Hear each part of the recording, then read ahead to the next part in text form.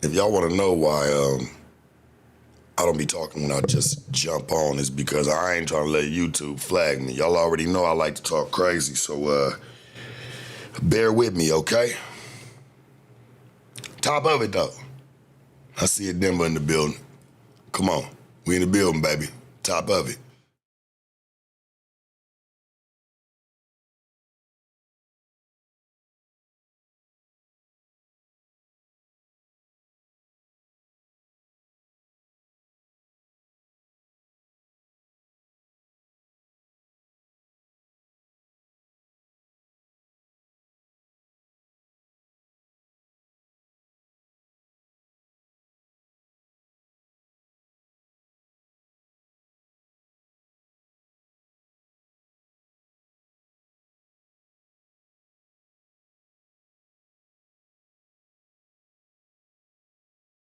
All right, that was long enough.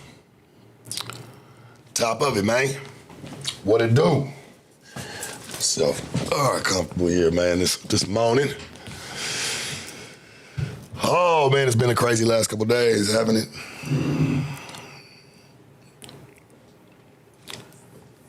Boy, I done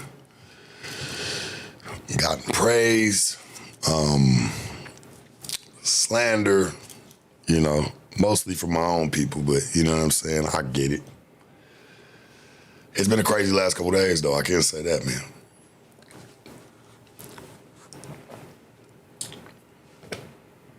We're gonna get it cracking, baby.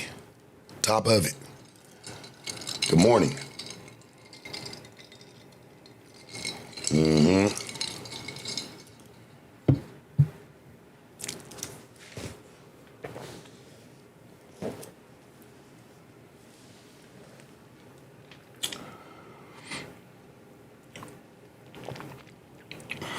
Yeah, every day is something shaking, isn't it?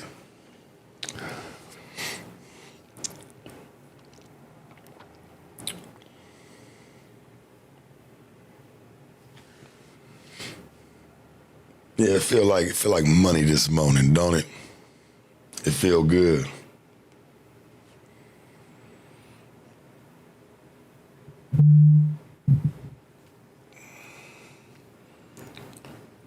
Yeah, it's been some hot topics these last couple days, especially with the Charlie Kirk shooting. I think it's not even about the shooting anymore. I think it's more about how people have acted about the situation. You know what I mean? And if the man was racist, whatever anybody wants to say about him, because I notice a lot of people always got more to say once somebody's gone. I just feel like the people that have been commenting on it and saying real malicious shit, and hateful shit, I feel like you really know better. You know what I'm saying? You don't really break the cycle.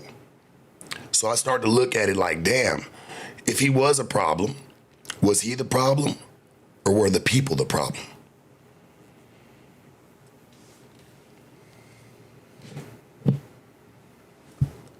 No, I'm for the ones that stayed solid, you know what I'm saying? Just kept it real. I'm into logic, man. I don't give a fuck who's white, who's black, who's selling out of stores. You know what I'm saying? I really don't give a fuck. I'm a man of logic, homie. And when I hear somebody, I don't give a fuck if I hate them. I got enemies. I'm like, nah, the nigga kicks some real shit. It doesn't matter, homie. When it's real, homie. I'm just tired of hearing that bullshit, game. I really am. Everybody moves the goalposts to make it work in their favor instead of just looking at it for what it is. Color should never matter, nor motherfuckers' beliefs.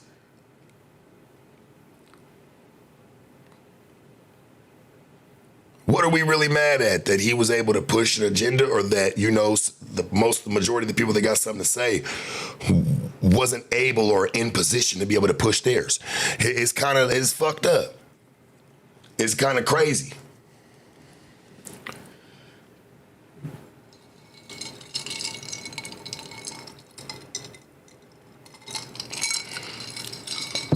There's no value for human life anymore. That's what it proves to me. Straight up. The motherfucker debated people, man. I don't get the issue. You know what I'm saying? I know some folks that talk shit on the corner every damn day, push their opinions like it's facts. I don't know. I mean, shit. I got ears.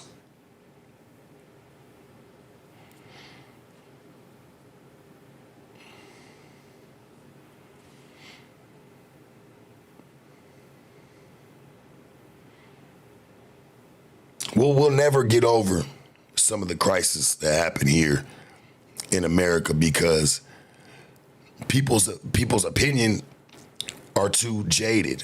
It's too clouded. You know what I'm saying? Like, motherfuckers don't know how to like overlook the bullshit and look at the matter at hand here.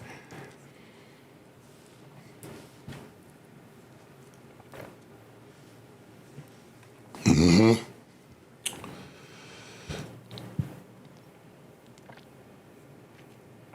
I heard they caught the shooter, little 22-year-old lad out of Utah. I think his dad was a sheriff, something like that. Man, it's always something, man. And then I heard that he recently just started picking up politics. Like, what a piece of shit, homie.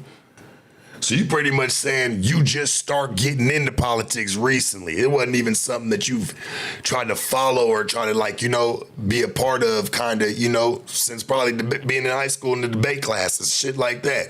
You just recently picked it up and decided to have a problem with the next motherfucker and what they saying. Decided to go hop on a roof, draw down, and hit the man in his neck. That's what I'm looking at, bro. I don't give a fuck about none of the bullshit, homie. I'm looking at the bigger problem.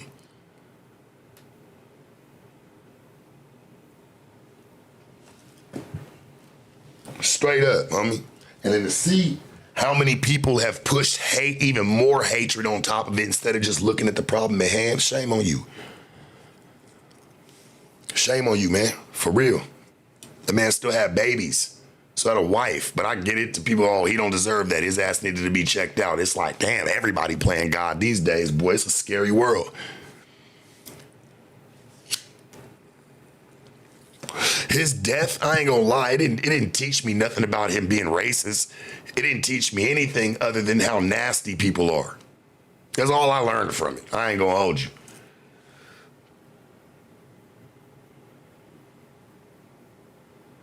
That's all I learned from it. I mean, tell me if I'm wrong. I don't know if I'm not seeing something here. If I'm missing something as a grown ass man, I don't see it.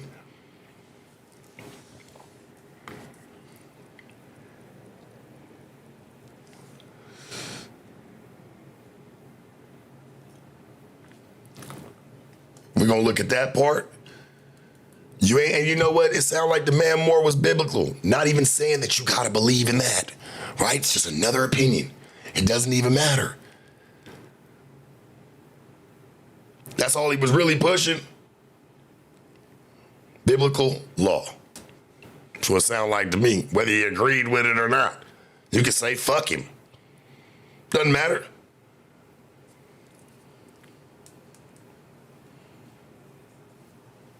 Yeah, I don't think people need to be checking their ears. They really need to be checking their hearts.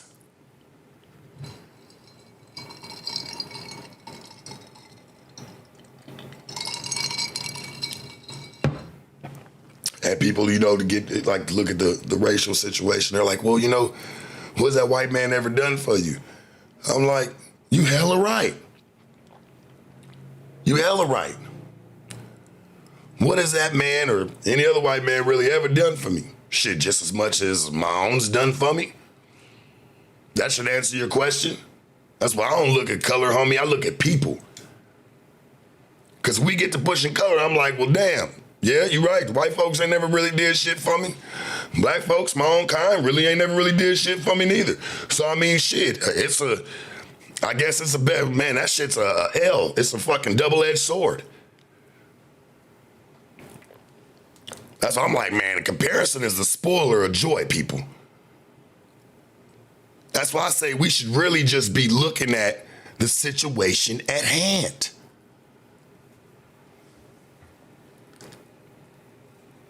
And I feel like us as black folks, we should be a part of the conversation just as much as the next person. We don't got to throw race into it of why we should be there. Oh, well, this is why when we do say something, all we push is the racist card on them. No, what else? What do you feel like he said that was true? What do you feel like he said that was false? Let's kill the bullshit.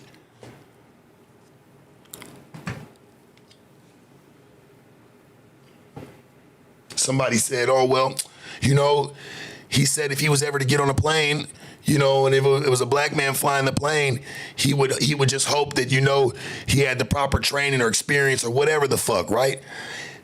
I bet you one thing, he never said that to that man, and I guarantee you he went and sat his white ass down right on the plane. He didn't go up in there and knock on the door, hey man, can I just see your credentials real quick? Or hey, I refuse to fly on this plane because a black man's about to get ready to fly us. He's the pilot. No. He knew how to twist it and get people riled up. That's smart if you ask me.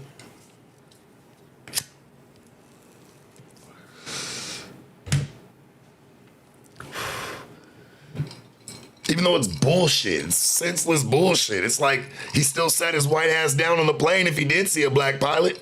He didn't go tell him. He didn't refuse. He didn't tell the fucking stewardess, like, hey, we're not flying on this. I don't feel safe with me and my family.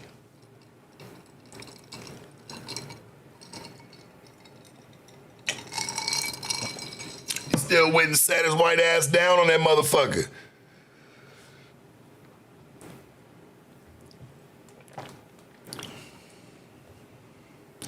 Yeah, but like somebody said, that digital nomad said, Mark did a lot for you and he's white. But that's what I'm saying. I look at Mark as a person. That's my people. And what he's done for me and what I was able to do for him. That's it, that's all. I don't look at it like, oh, well, yeah, this, gotta play this white man. Now, I was skeptical when I first met him, of course, but I gave it the chance because I'm not like that.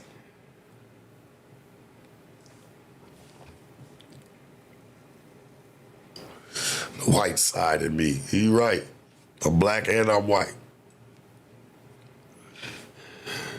Black and white, but you can't take my fight in it, homie.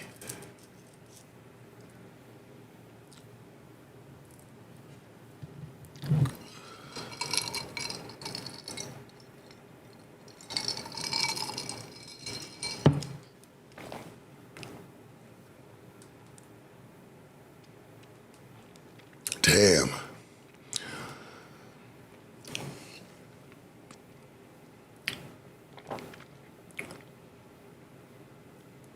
I'm like, man, that's what I'm saying. Logic is white now. That shit's crazy. I don't even get it. I thought, and this is what pisses me off. This is why they'll never treat us any differently, dog. It's because we don't have any logic in how we push shit. That shit's kind of crazy to me, man. Us as black folks, we're not dumb. We're not stupid. We're not ignorant people. Well, some of us, but I mean, shit, we don't gotta be this way. Let's spread some love, homie. If that man was racist, do we beat him by being even more? Or being more judgmental? How do we win that argument? How do we stand and put a dog in the fight?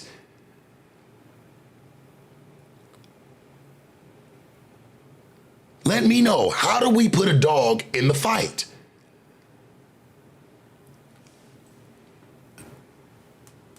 We worry about, oh man, people as a whole, we worry about all the wrong things and none of the fucking right.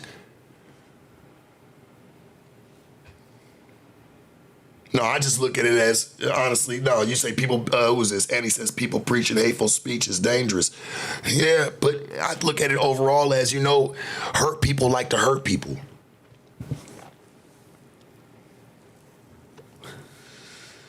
You got a person like myself, no matter what I say, I show my face.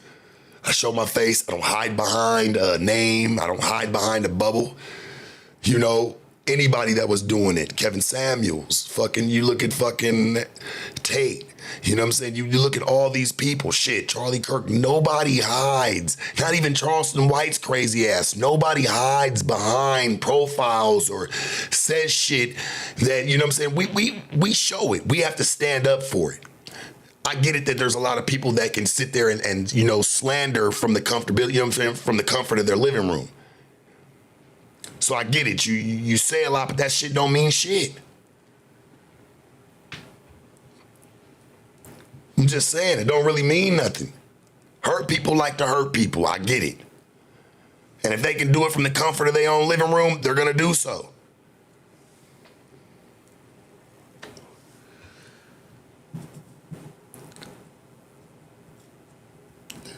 Give a fuck. If that was one of your family members, you be tripping. And that shit ain't gonna be about no color. You gonna be tripping if that was one of your people, man.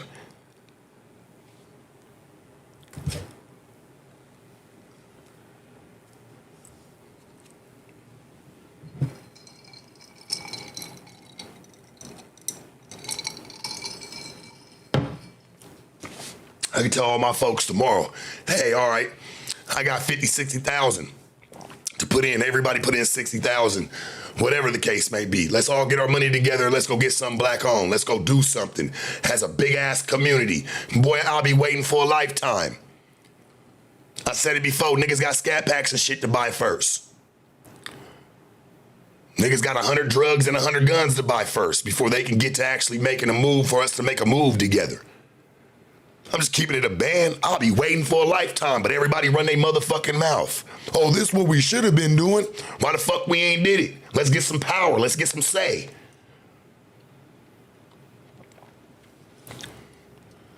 Ocean, I appreciate the 10. He says, I don't think he deserved to die, but bro pushed a lot of untrue narratives about certain communities, not just black. Bro, it's just his opinion. It didn't kill nobody. What he said he didn't kill anybody. What he said is a fucking opinion. Because people get their little baby nuts hurt. Oh, he shouldn't be saying that. Man, if you don't mind your fucking business and walk up the damn street, that's the problem. People don't mind their own business no more.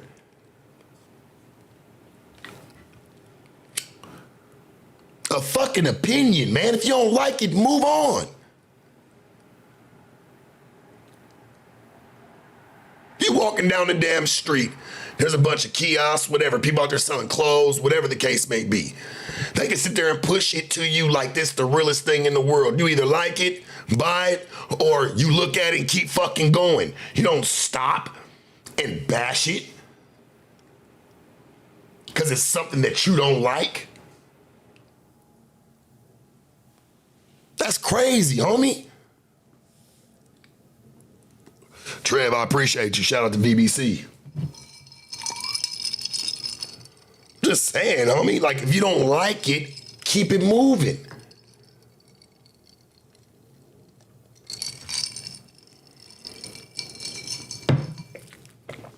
Okay, you feel like you had a bunch of untrue narratives. That's fine.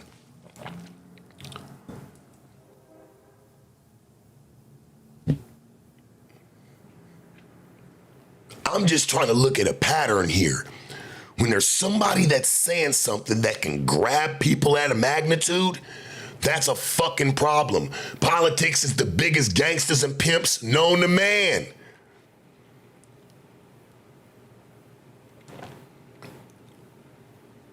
They wear suits just like pimps did. And they got colors just like gangs. The red and the blue. Come on, man. They ain't doing nothing. Y'all, wake up. Wake up and grow up.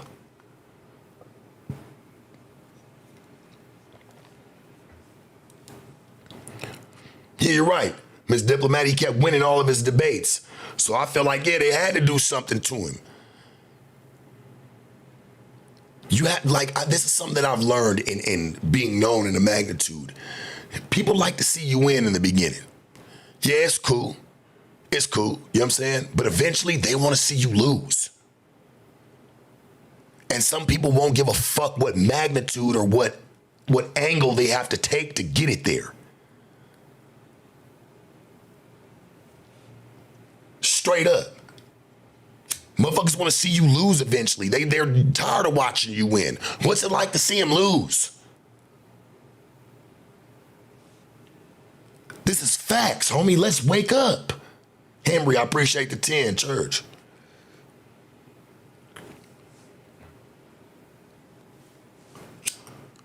I'm looking at the problem at hand, but you know, you got a lot of dummies out here that's, oh, well, we knew you were white sharp, so that's why you're saying this. Nah.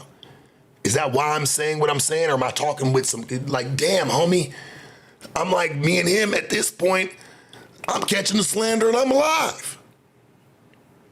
So imagine what it's like if I died.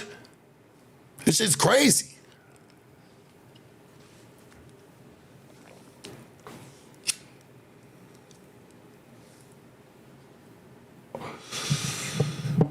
Man, I love people, man. I love the love. I don't give a fuck who it is. I don't give a fuck what color you is. I don't give a fuck what your background. I don't give a fuck if you can't speak English. You a good person?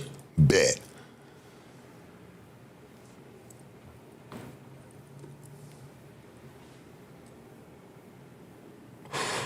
Here, well, let me help you out, bros. Here, that way you ain't gotta, you know what I'm saying? You ain't gotta come back. That's what I'm doing anymore. I gotta help some people now, I see. I don't want you guys watching stuff that you don't want to watch. So if I got to help you get off the channel so you ain't got to watch it no more, here, man, I'm doing you a favor. I'll click the button for you. No problem. Still peace and love.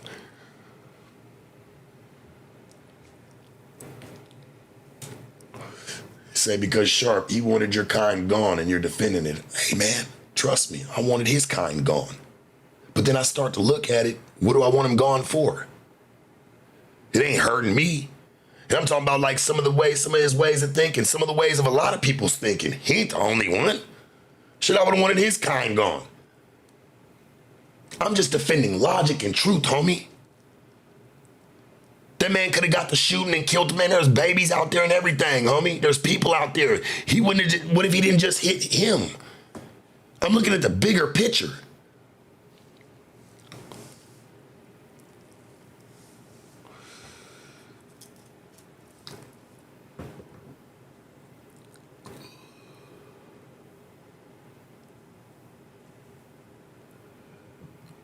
What if that man would have hit a whole bunch of black people and Asian people that was in the crowd? There was black people there, white people there, Asian people there. There was a lot of different people there.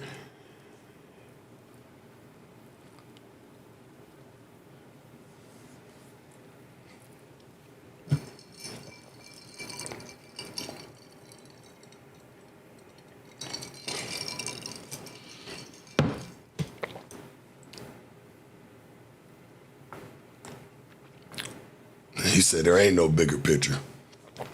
Well, I always notice even the smallest picture could tell 1,000 words in 1,000,000 different situations.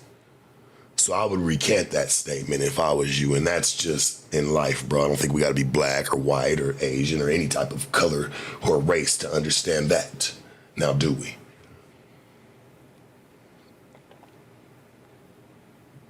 I bet you the majority of us, even if, other than if you're colorblind, I get it, or you just can't see it all. I respect it. I guess this comment isn't for you. But the majority of us, when we all sit there and we look at a painting and fuck the way that it looks, just look at the colors, I bet you see what I see.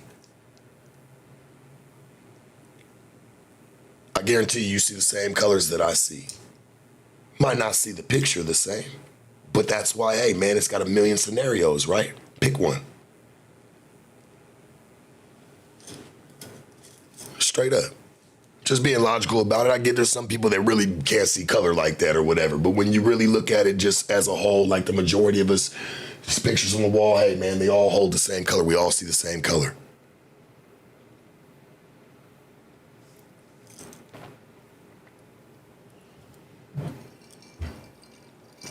Somebody said, what about what he said about Gaza? Can I be honest with you, dog?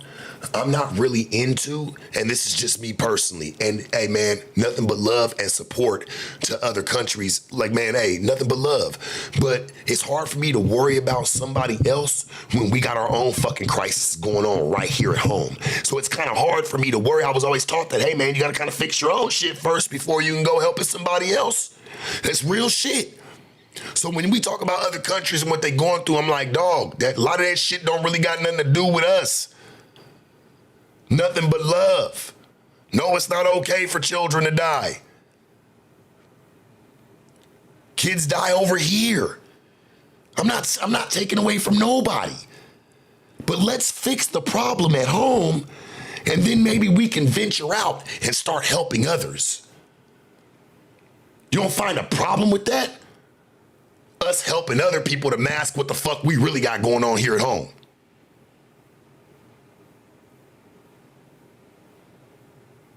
Straight up.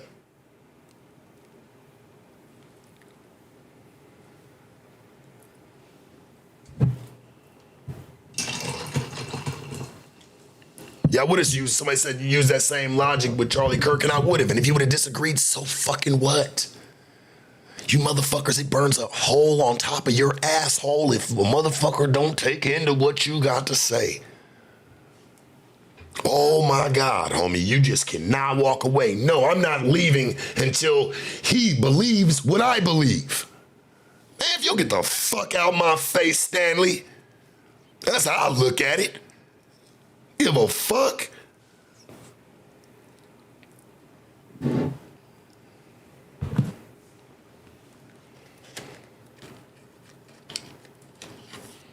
Man, I don't give a fuck. Fuck your research, homie. No offense, and I say that with love and respect. Fuck your research. Why do I have to go look at research when I got the people giving it all to me? The proof's in the pudding. The people are the problem. Wasn't that man what the fuck he said at hand? People say he said a bunch of racist shit. I've heard way worse. I ain't hear him say nothing that was super crazy. I done heard some shit. If you know, you know. If you know, you know. I'm sure you've heard some way worse shit. Now why are we pussyfooting? Why are we so much of pussies these days? Oh my God, I can't believe he said that about everybody. Man, so what? You probably said worse shit in your living room and afraid to walk outside and say it.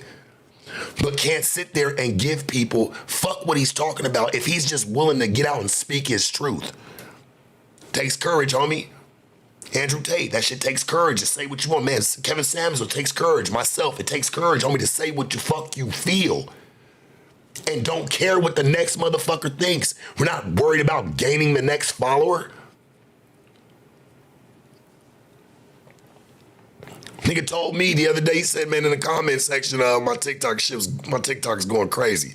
This one dude said, yep, this is where I gotta unfollow you. Bro, this is where you gotta unfollow me. I guess this is where I ask you the question back. You know, and I don't know if you've ever heard it, but what have you done for me lately?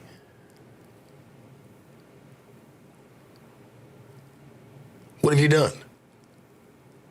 I don't care about your fucking follow. You don't follow me, you just follow something to watch.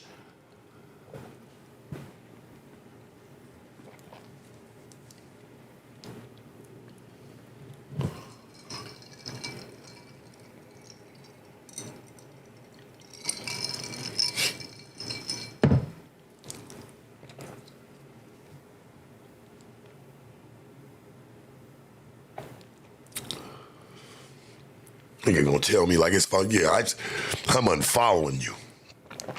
Bro, how hard is it for him? You ain't do it soon enough. And why the fuck do you feel like you gotta make the comment to say it? Don't real motherfuckers just put action towards it? Nah, they don't. They gotta still run their fucking mouth.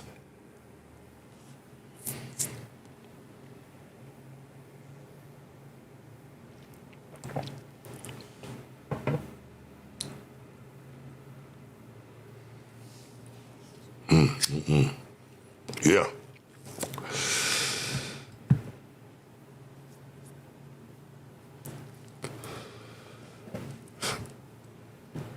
Sickening.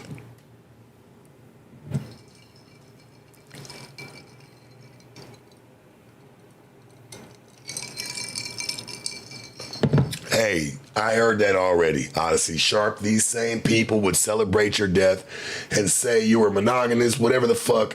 You know what I'm saying? All this shit can't be reasoned with. Okay, cool, right? That's cool. That's cool. I respect that. Does it make me any bigger? Me doing that to them? No, how about I be bigger? I won't do that. I won't be that way, even if that's the truth, right? So I'm supposed to be that way because that's how they're gonna be towards me? Or do I be the bigger person and move the fuck forward? Do I break the chain? Do I break the curse?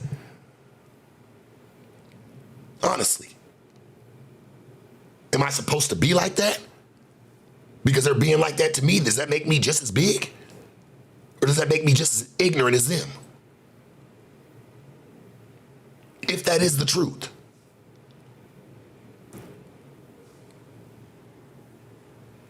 Give a fuck what they wouldn't go. They can call me everything but my name. Don't give a fuck. Cool. See you at the top.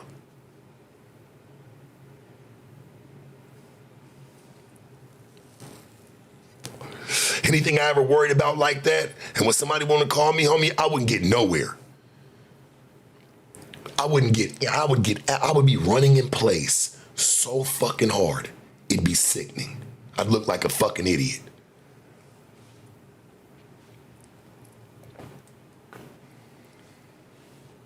Real shit. I'd look like a fucking idiot, homie.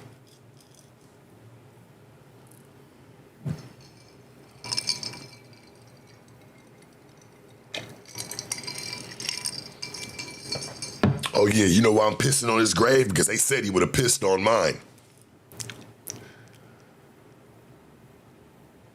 Ooh. Wow. Remember my first beer? So basic. Such a basic way of thinking. Oh, that's what you should do because he would have did it. Well, he didn't do it to me. And I'm not going to sit here and do it to him or anybody.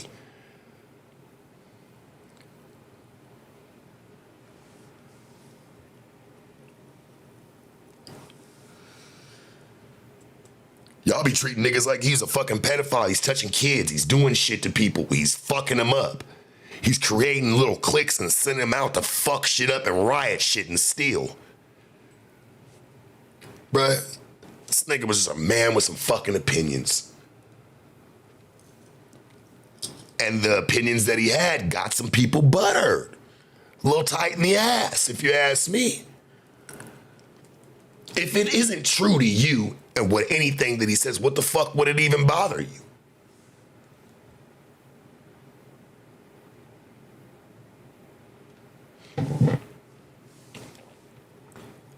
Absolutely, Rodney. Tit for tat broke the camel's back. I ain't going down that route. I'm cool.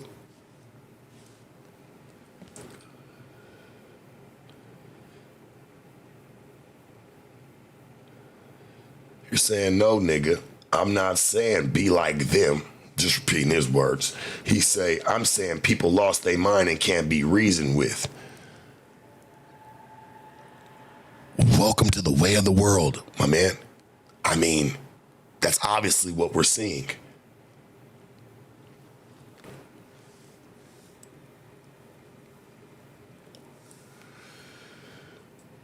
That man was hurting black folks. He was doing something to somebody, homie.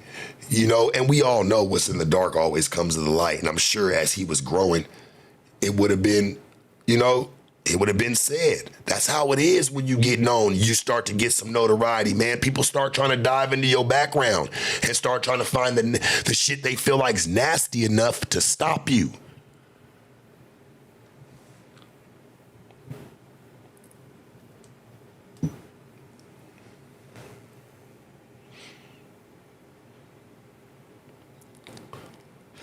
Like it's fucked up, right? Because it's like I have to literally say fuck Charlie Kirk for a motherfucker to listen. To get the point across, to get the message across of what really matters. That's weird to me, homie. Instead of looking at, hey man, if somebody died, this is why they died. Is this right or is this wrong? Not, oh, well, he didn't like this person or he didn't like these kind of people, man, or he was doing, I don't want to hear that shit. Was it right or was it wrong?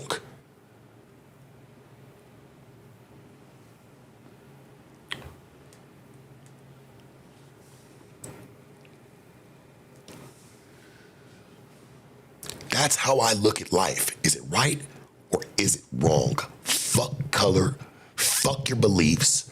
It's how it happened, when it happened, where it happened. You don't look at the key points here. That shit can happen again.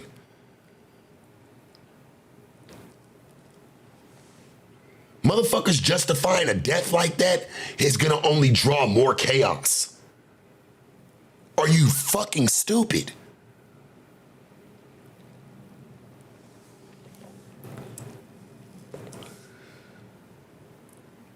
Dead ass, I feel that.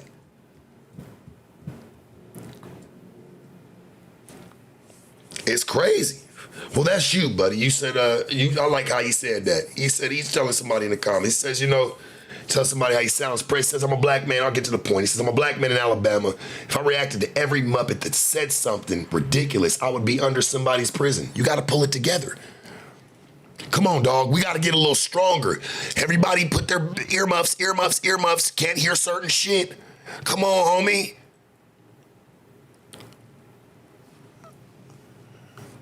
Can we start reacting to shit a little bit more civil? A little bit more like we grown?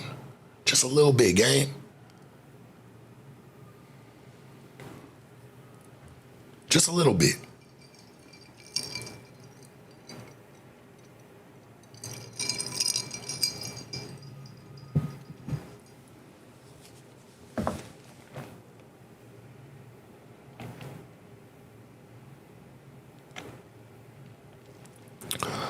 I feel like the only people that's saying that he deserved to die was the people that sit in their living room and they say it behind closed doors, what they really feel. There's some people like myself and others, I don't give a fuck what they're saying. If that's how they feel like that's their truth and they able to move it to the masses, hey, my nigga, that's just what they gonna do.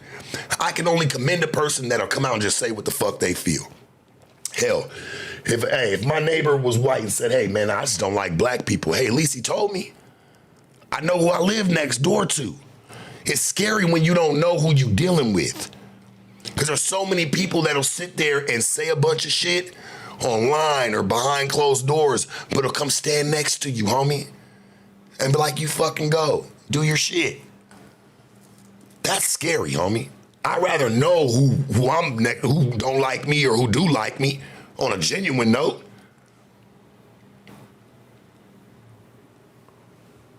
Just keeping it a band. Wouldn't you?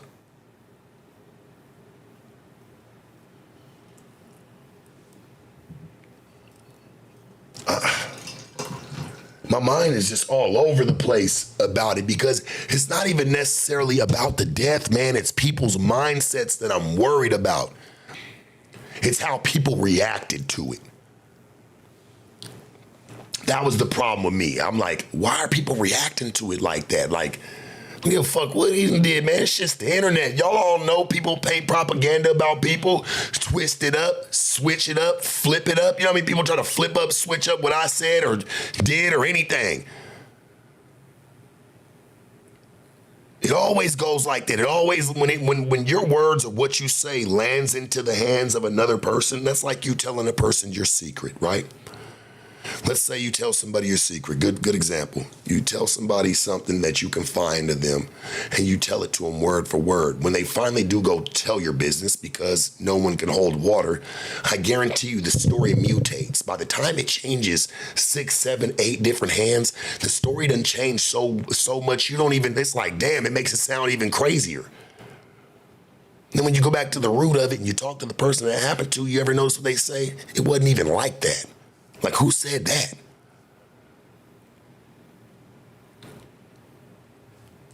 Real facts, homie.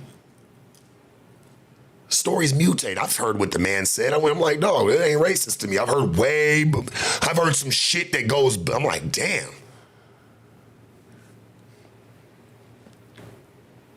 Some shit that can really piss you off, you know? If we can't handle a motherfucker saying they little any windows, then what the fuck are we doing as black folks? We gotta control that shit a little bit. They don't control us. They don't run us. We run us.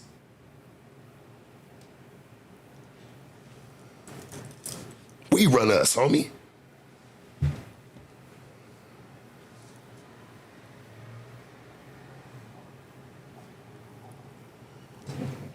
When you run the color, it takes your dog out of the fight. That brings no logic to it. That's easy to say. Even if you do got a little bit of a point or halfway of a point, it takes the dog out the fight. People will pull that card on you. Well, yep, you don't got nothing to say. Your words are important as well. Your outlook is important as well. But put a real one. Don't just put who didn't like who. That's elementary shit, man.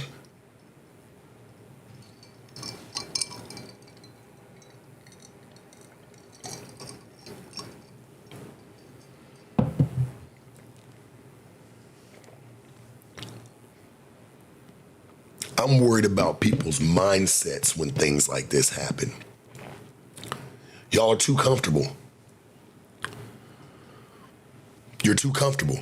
You're too comfortable with shit like this happening. And why I say that is because, man, there was more excuses made of why his death was justified versus, hey, man, a man just lost his life.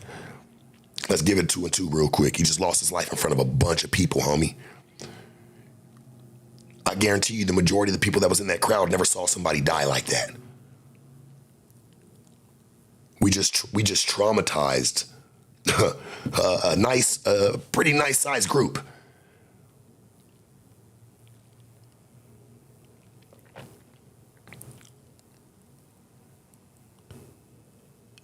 There's kids that were there that saw that in person.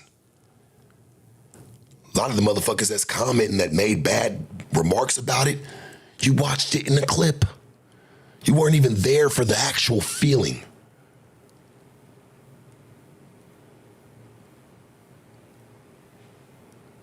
That shit could have hit other people. It could have fucked some people up, not just him. I'm looking for the people, man. It's more, that's what I say, it's such a bigger picture. Y'all looking at it like, oh, well, it's just what he deserved. And did you ever hear what he was talking about? Damn, my nigga, that's like us saying whenever you was talking about some shit, you should get popped in your neck. That's kind of crazy. Don't you think? Man, I've heard people say some of the most diabolical shit. And then when somebody walk up and try to check them, guess what they say? Well, all you said was, right? So give it some grace. Because there's a lot of motherfuckers in here that'll, all I said was.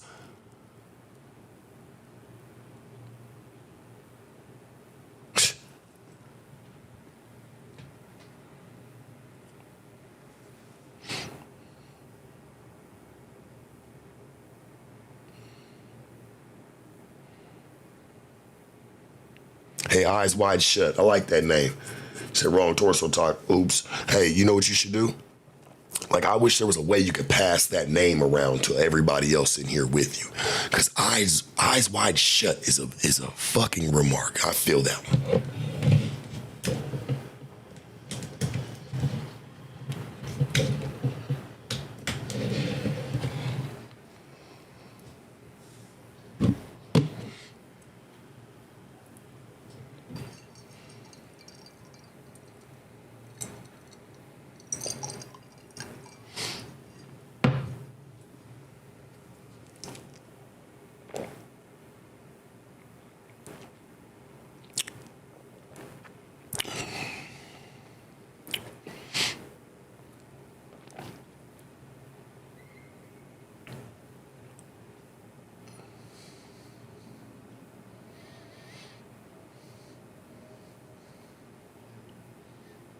I might not have been the best citizen or whatever, but I knew right from wrong. I knew what I was doing. And I tried to find some type of right in it. Something. And I get a lot of people don't want me speaking on these type of situations because they're like, oh, well, you were just, look where you come from. Hey, man, my past don't define me, dog. It don't mean I was stupid. It don't mean that I'm ignorant. I can't see. I'm blind. I have no type of etiquette. I didn't know you had to go to college for that, or, you know what I mean? Like, I didn't know you had to go and crack open 1,000 books for it. I thought life, if you paid attention close enough, could teach you within itself.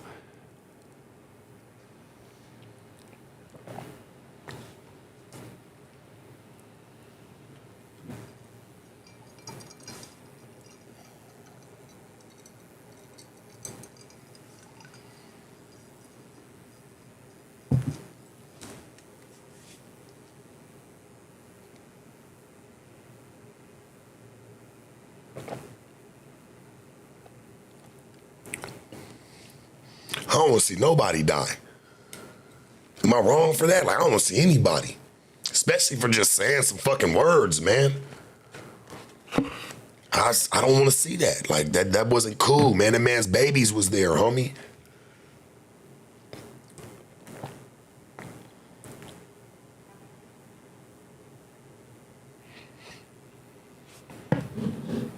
Appreciate the 10, but Mina, I'm sick of you, baby. I ain't gonna lie, I gotta block you. I'm just sick of you. I ain't gonna hold you. You can even take your $10 back. Callie, I appreciate the 50, sweetie. Said, keep speaking facts, Sharp. Nobody should be unalive for having an opinion. Otherwise, all of us in the chat deserve the same fate. Truth needs no support. I mean, that's real.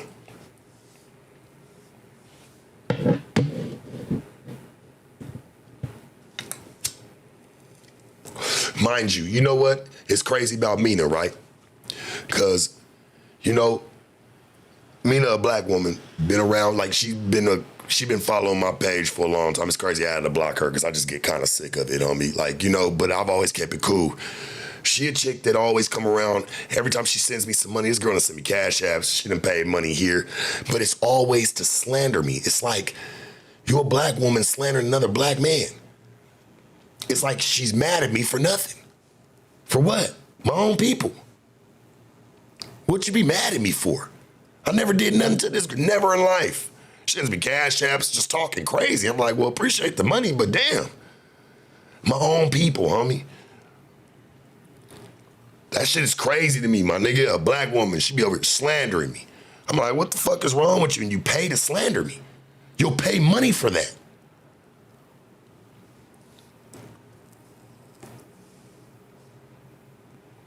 That shit's crazy as fuck. It's what I deal with, my own people. You'll send me money to slander me.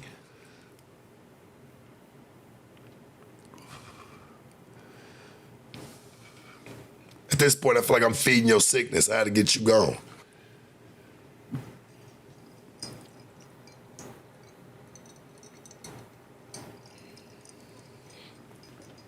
No, she been around for a long time. She been doing this since like damn near soft white underbelly days. She been like, I don't know what it is, but been sending me bread, like, but talk crazy to me. I'm like, I'd rather somebody else do it to me. Why has it gotta be a sister that do it to me? That's a piece of my point proven. It don't matter anything, man. It be your own people that do it to you. Shit, that's what happened to him. It was his own people that did it to him. That was white on white crime with Charlie Kirk.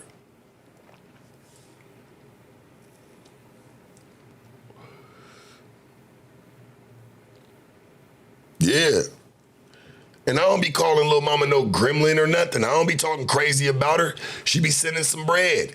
But she always got something to say to me about something. Like, bitch, how about you just uplift my day for once? Say something positive, bitch.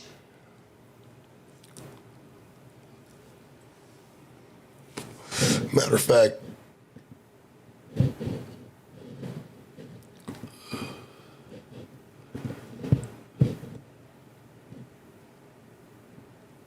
you at?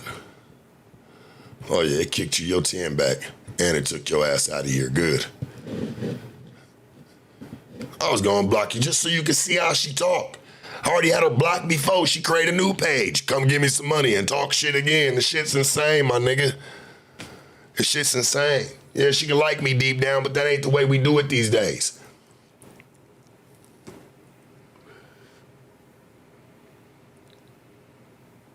No, I don't want, no, I'm cool. I don't even know that girl. Take your money and you have a nice day.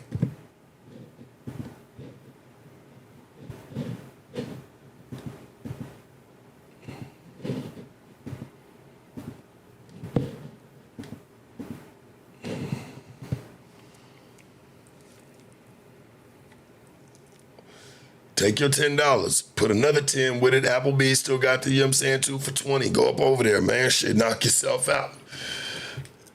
Go by yourself so you can feel bossy.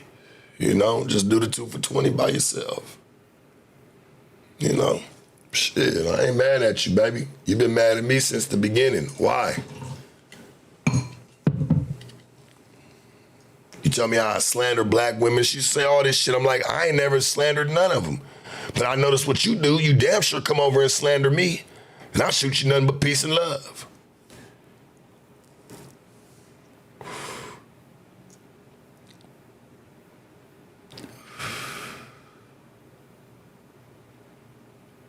You know why I think she paid? Because she know I wouldn't let her stay no other way. A motherfucker will pay money to be able to say what they want to say to you. For real. Hey, y'all say we ain't got no problems over here. Boy, please.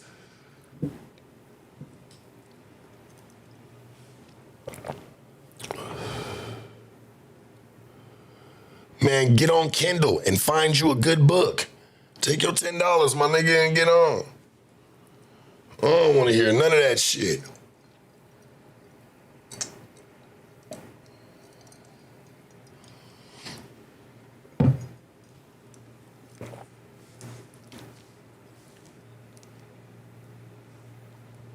Yeah, come over here and mishandle this, bitch. You can take all that shit and go run your ass up the block, punk.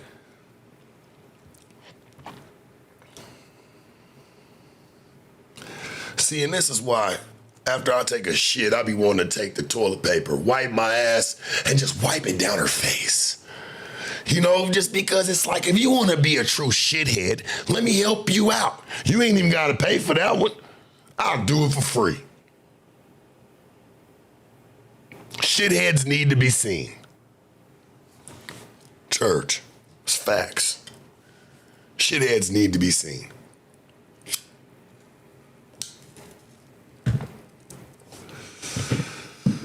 Oh, my God.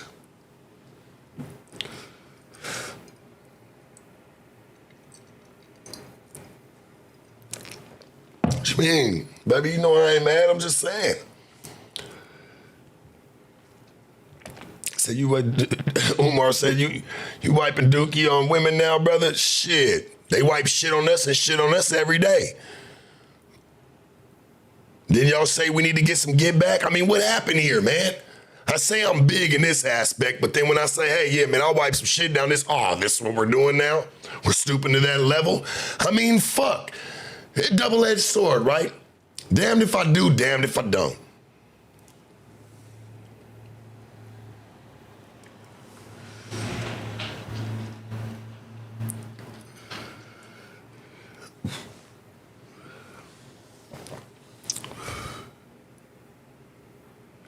Damned if I do, damned if I don't, boy. Just saying, if a motherfucker want to be a shithead, help him out. I believe in helping one another.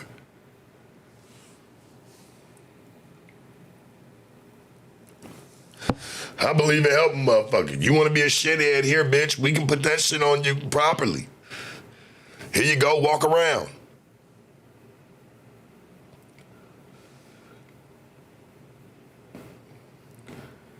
Why y'all up in here picking on that girl, Gina? I keep seeing y'all keep picking on her, man. What's going on? Y'all all right? Y'all okay? Y'all picking on that girl for?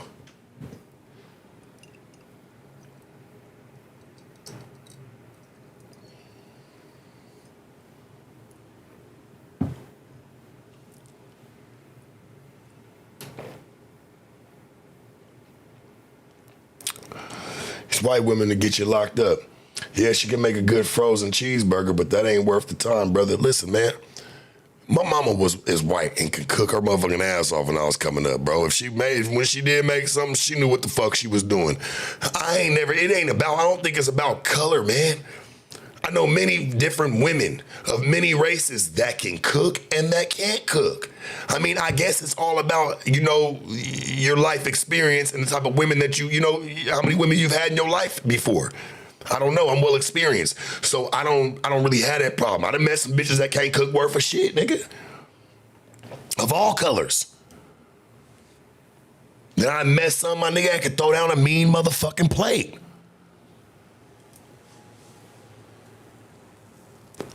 Of all races.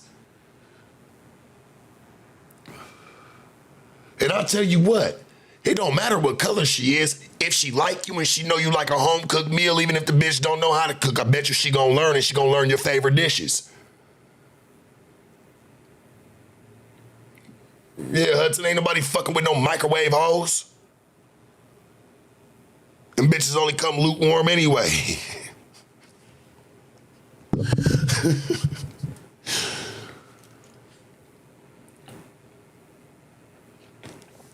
Somebody said, now, black bitch will get you arrested before a white bitch. Now, hold on now.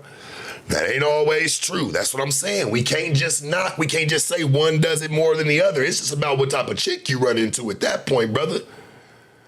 I don't think that shit got anything to do with race. I see a white bitch put you in jail quicker than a black bitch and vice versa. It happens. It's all about the type of person you dealing with. And I feel like this, homie.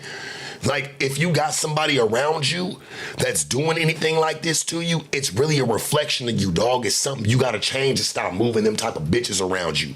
Not saying any nigga deserve to go to jail, hell no. But if a bitch threatening that type of shit on us, hey, man, it's something we got to do different. And it's something we got to get a whole different type of movement around us. For us, as men. We gotta protect us, bro. We can't expect everybody else to protect us, my nigga. Not even if the bitch is giving you some good pussy. I can't expect her to protect me 100%. I was set here as a man.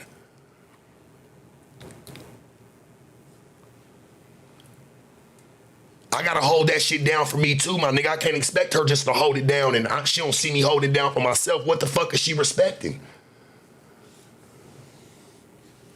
Yeah, nigga better get a different bitch. Like, what the fuck?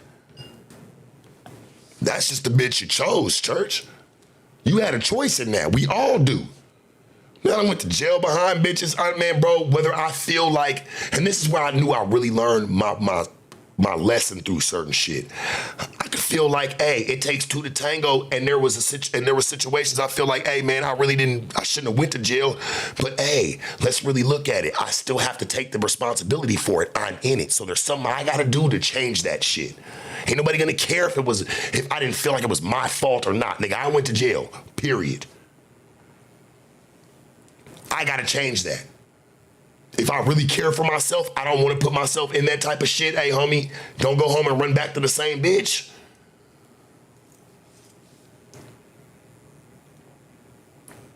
No matter how much I want to blame the next person when I went to jail, I got to look at it in myself. For whatever it is, from catching cases, whatever. I cannot blame anybody because there's something that I feel like I'm a smart individual. There was always something that I could have did different, if not just get away from the person that wouldn't have landed me here.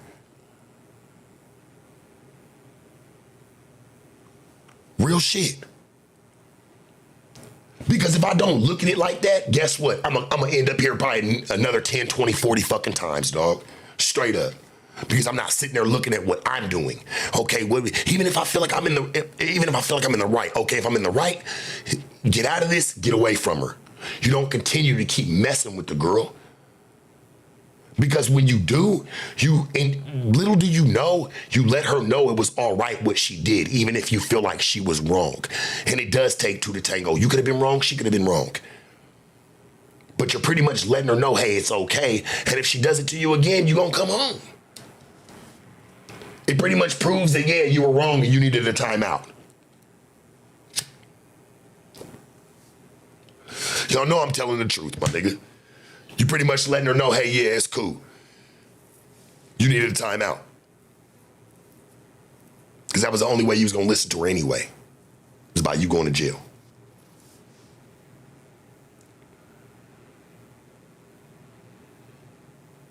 You'll hear more from females talk about calling the police on a nigga.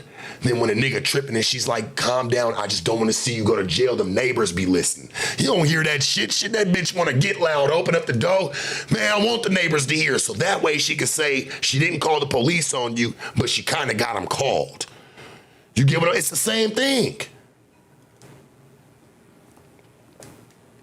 You niggas be wanting to go home because a bitch tell you, well, I wasn't the one that called the police on you.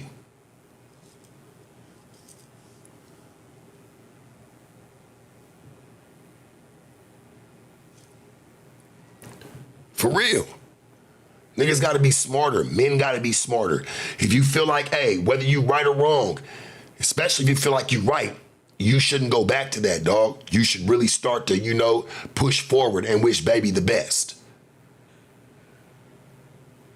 You don't go to jail 8, 9, 10, 20 fucking times behind the bitch. There was niggas, I've been locked up with niggas that caught strangulation charges on the bitch they done had for 8 years. All she said was, yeah, well, he put his hands around my neck and pushed me away. Boy, these police will spin stories on your ass. We was just talking about spinning stories earlier. They got to make it look a little crazier when you hit court. You could have just shoved the bitch from her neck like, bitch, shut up, mushed her. Man, you putting your hands around that girl's neck. Hey, homie. You catching a strangulation charge, 2 to 5.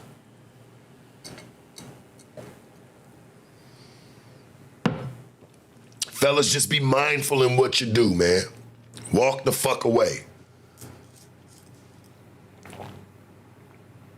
Walk the fuck away sometimes, homie. It's way, most of the time, all the time. Nigga, sometimes in this situation, the grass is always greener. On the other side, all you gotta do is just go over there and water that bitch. It might look like a dirt lot, nigga. Start putting some water on that motherfucker.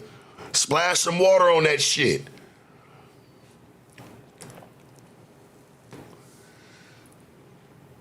Yeah, if you gotta quit, if you gotta hit her, quit her immediately. If you gotta hit her, quit her. And I do get it, there is some chicks that will sit there and really try to push your buttons for it, dog. Like, nigga, hit me. You ain't gonna do shit, bitch ass nigga. Man, don't even let a man call him anything of less than not even a weirdo in the street, let alone you got a woman that say she love you, nigga, in your face, telling you's a bitch ass nigga. It's different than when you sitting there and you with a woman and man, you like, man, bitch, you is a bitch. You act like a bitch sometimes. It's preferable. When you call a man a bitch ass nigga, you trying to hit him on the low like, nigga, you act worse than a bitch. Pretty much. You act worse than a bitch. You ain't shit. You ain't gonna be shit.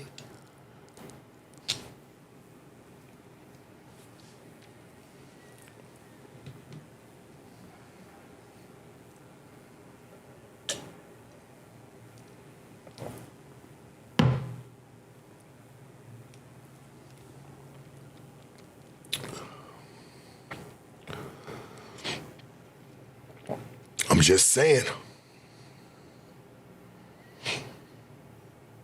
Yeah, that's what I would do. If it's that bad and like this bitch like really done did me some wrong, some dirt, I'd rather call a bitch or a sister or a cousin or something to get with her. But then again, it's like, why am I gonna put my people or somebody who's trying to move forward, why am I trying to move them backwards for this punk rock? I'm putting my people in harm's way. You know what I'm saying? I wouldn't even want to do that unless like we out, this bitch is tripping, we see her and I might be with some family members, whatever. All right, cool. She's talking crazy. All right, cool. Some shit may happen, but I'm not gonna ever purposely send somebody to go and do something to somebody. Like that shows too much concern in my heart. That shows that I really give a fuck. And I don't. If I really don't give a fuck, I probably shouldn't be doing nothing like that. Now we run into her, she talking shit, nigga, that's a different story. That's a different story, Tori. You feel me? That's a different story. But me going and looking for it, like that's not bossy. I don't give a fuck, nigga, fuck you. Sit on it, bitch, and twist till you die. I don't give a fuck what you do, bitch, get on. Kick rocks.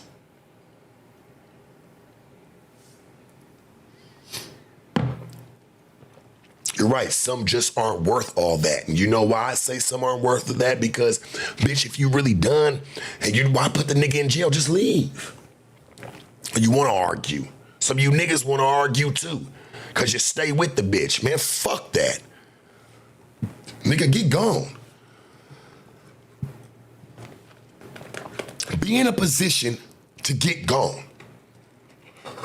Sometimes it's hard, homie. And shit, nigga, it's always been hard from our situation, especially how I came up in life. Shit, that's what we always did was get some dough around the hoe, right?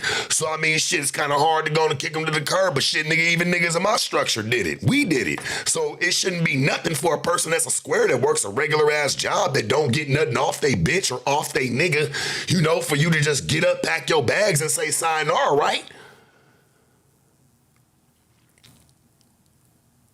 I'm just saying. Why is it niggas in my structure or bitches in my structure? Man, we'll leave shit quick. Oh, it ain't working out? Up, all right, bet. Gotta go. Bitches blow up every day. Bitches blow up every day, nigga. I gotta respect hoes for that. They don't even stick around. Shit, they done with it. They done with it, gang. Shit ain't working, it ain't working. Straight up. You squares, though, y'all be, and we be going through the motions. Nigga gotta get up some dough, gotta really stack it or try to do certain things. Y'all got regular jobs, 9 to 5s, whatever the fuck it is y'all do. Ain't y'all stacking y'all money up?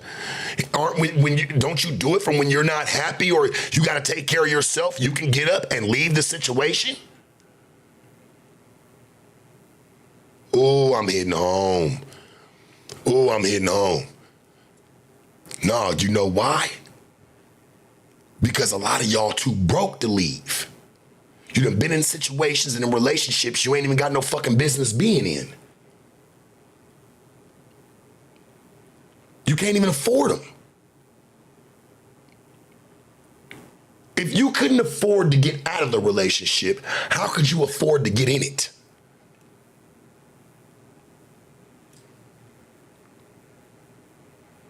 I don't know.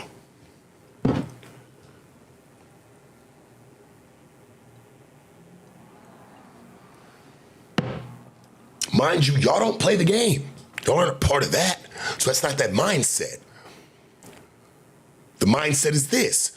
You live a regular life. You work your ass off every day. You're taking care of business, whatever, right? You get with somebody, your life hits to fucking shambles. Y'all both don't really have much now. Y'all living check to check. It's barely paying the rent, getting a few groceries. You know, it pays your utilities, whatever the fuck it's got to pay. And you know what it does? It leaves y'all broke and in each other's faces.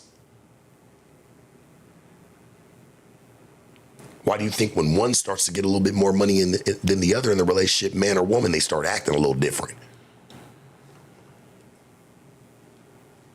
They start acting a little different, man or woman. It's true.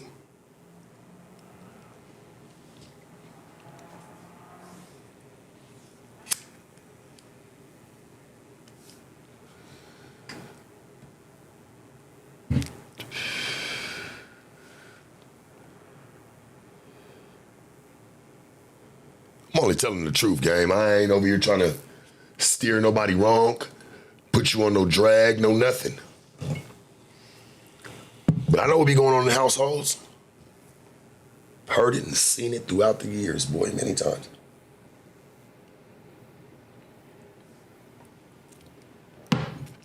So I don't ever want to hear anybody always talk about who should be together. Oh, why do hoes fuck with pimps? Or why do people do certain shit like this? Hey, homie, I think we all ask the same question. Like, damn, why y'all doing it? Don't y'all got regular jobs? Aren't y'all living the right way?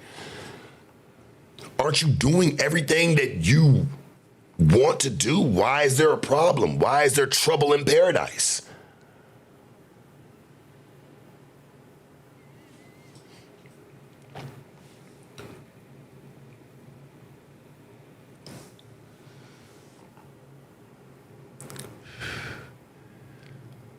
If you can't afford to get yourself out of the relationship, then you couldn't afford to be in it.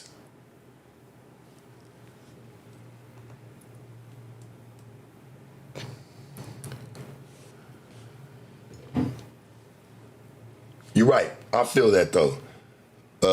Tatiana, I feel that. You know what I'm saying? Police call, relationship over. Because it really sums up to this. you should feel stupid and feel like a child. I know I would if I gotta sit there and talk to the police about what I'm doing with my bitch, my girl, my woman, whatever the fuck you motherfuckers, whatever y'all doing. Like, wouldn't you feel weird? I would. I'd feel weird having to talk to the police about my relationship with my chick because we couldn't hash it out as two adults. It had to come to the point to where these motherfuckers get called. Somebody who younger than me, this nigga ain't never seen a relationship or even probably smelt some pussy like that nor panties really like that ever in his life. But he's got to come talk to me about what me and my bitch doing. We fucking up, dog. I think I'm 38.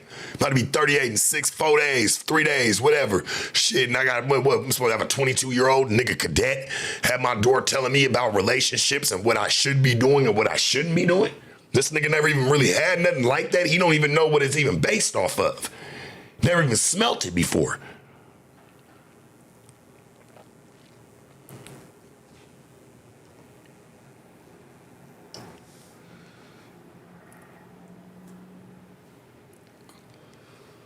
It is Virgo season. And boy, we are on. Does that make sense though, what I'm saying? Like about relationships and situationships. You should never have to have anybody else involved or telling you what you need to be doing. If that's the case, you need to step back in the situation and reevaluate it yourself. That's the only way it's gonna work.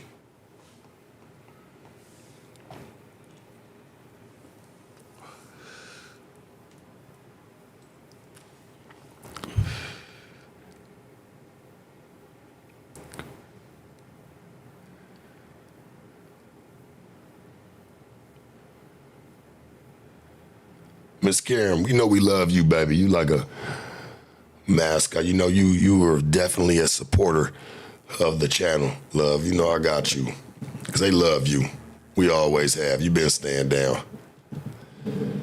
I got you. I just gifted you something for my birthday. Keep commenting.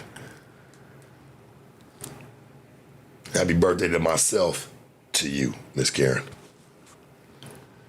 We love you, baby, and we should have been put you on.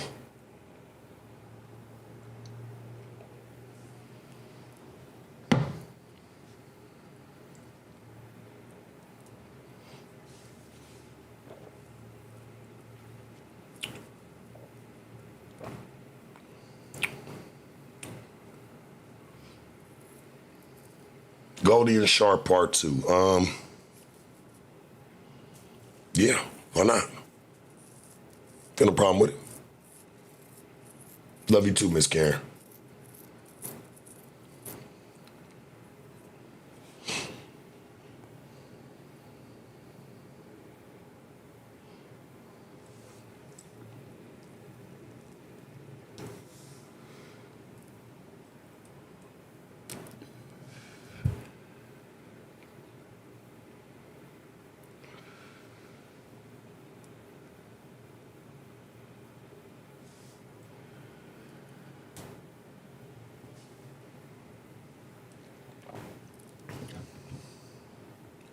Yeah, look at that, man. I got a black woman as a moderator on my channel. Couple of them. Matter of fact, her, Callie.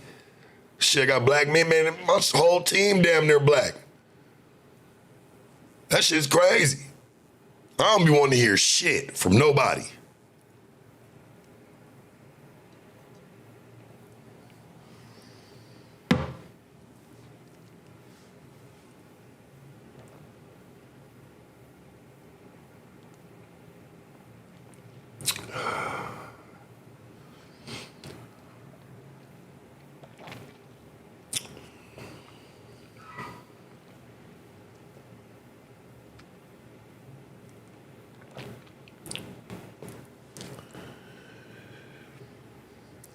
You know, I seen some shit with my man, Jamori. I don't know if y'all follow him.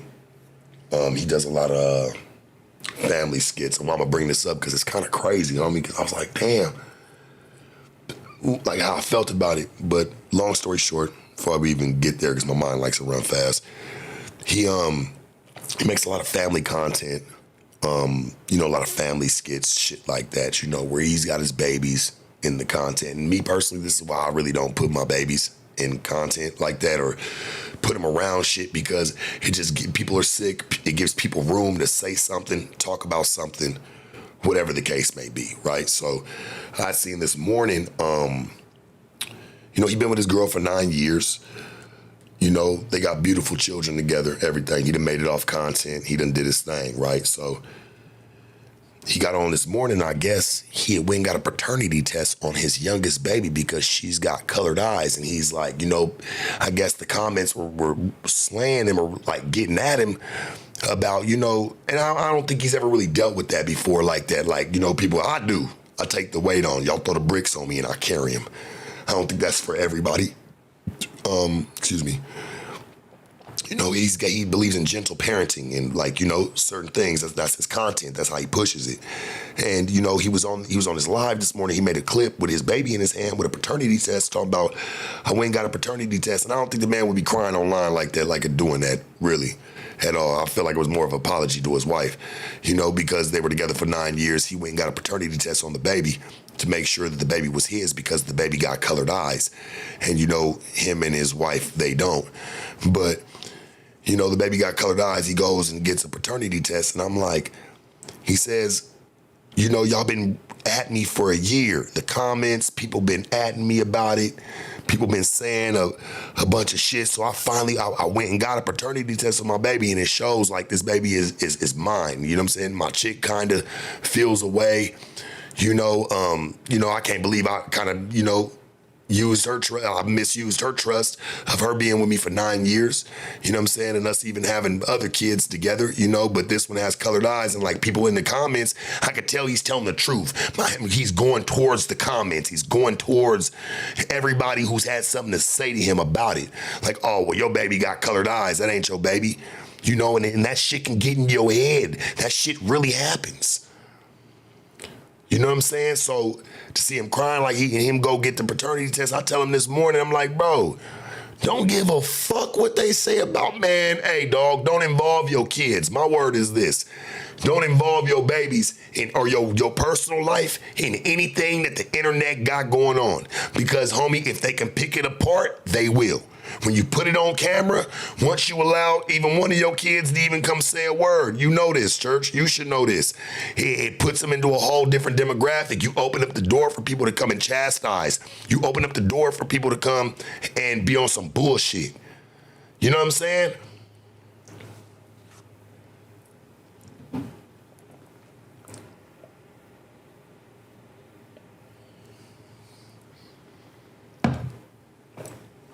You ain't got a paternity test on the baby. I'll say this, right? Because this girl light skinned, he's not dark skinned either, but he's a black man. Nigga, do you know if there's somebody in your family, that shit passes down. That shit passes down, bruh. That shit skip fucking generation. That shit'll skip a whole little lineage or whatever the fuck. It'll skip from your mama and them or your great-grandmama. You don't even know if your great-great-grandmama had them color eyes. Your girl's, you know what I'm saying, great-great-grandmama or great-granddaddy had them eyes, bro. You don't know. You got to go do some research on you know what I'm saying? Y'all heritage, like, that's what I would have did first. Let me go look at where I come from, my people. Hey, man, who had colored eyes? Or in her family, who had colored eyes? Somebody got it. That shit comes down the line, bro. And to be honest, I probably wouldn't have showed that online. I don't know, maybe he got more guts than me when it comes to it. I just wouldn't want people in my business. I feel like that shit's personal. If I did feel like that, I would have definitely went and talked to my girl. If that's, you know what I'm saying, that's what's going on, I would have talked to her like, hey, look, I'm not trying to, but I mean, how do you say that? And then when she asks you, well, where are you getting this from? Well, the internet. Remember, we was talking about dogs in the fight, And I love Jamori. Like, I love his content. I follow this dude. I love every piece of content he puts out. It was just, that one was kind of troublesome because it had something to do with comments and what people been saying to him for a year.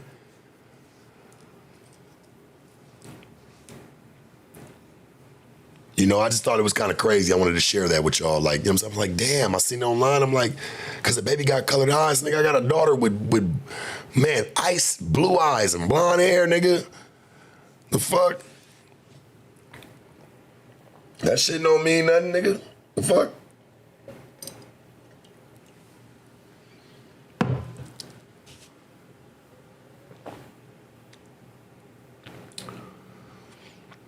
Her mama got blue eyes.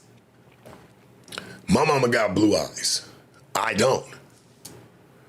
My son's mama, she got bright green eyes. I don't. My son's eyes, nigga, brown.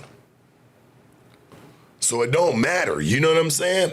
And her mama got colored eyes, and my mama got colored eyes. Her daddy got colored eyes, but my son don't. That's what I'm saying. It doesn't really matter if y'all get what I'm saying. It's like that shit just passes through how it passes through. I don't think it takes away from, you know, that being your child. You just got a beautiful baby.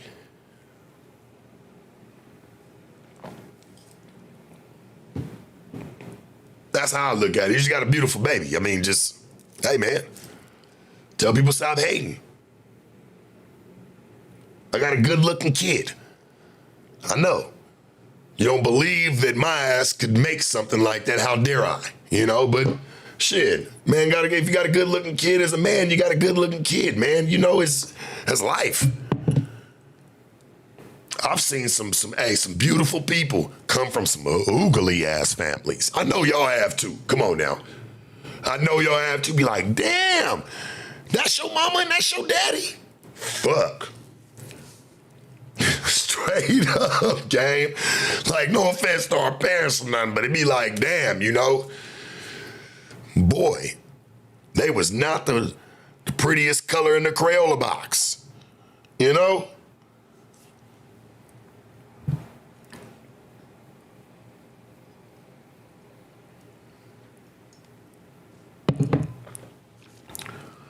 Yeah, understand, like, thank you, Desiree. Like, you know what I'm saying? Some people just don't understand genetics. You don't have to have colored eyes yourself or even your wife, man or woman. You don't have to have colored eyes to have a colored-eyed baby.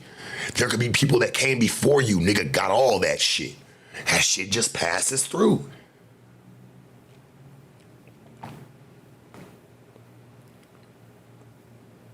Like, I don't know how it goes. Like, my dad, he's a twin, right? But, like, I'm pretty sure there's a possibility that my son or my daughter could have twins. When they're older, that shit passes through. I ain't had none, but just my daddy being a twin or whatever the case may be, you know, that shit passes on through.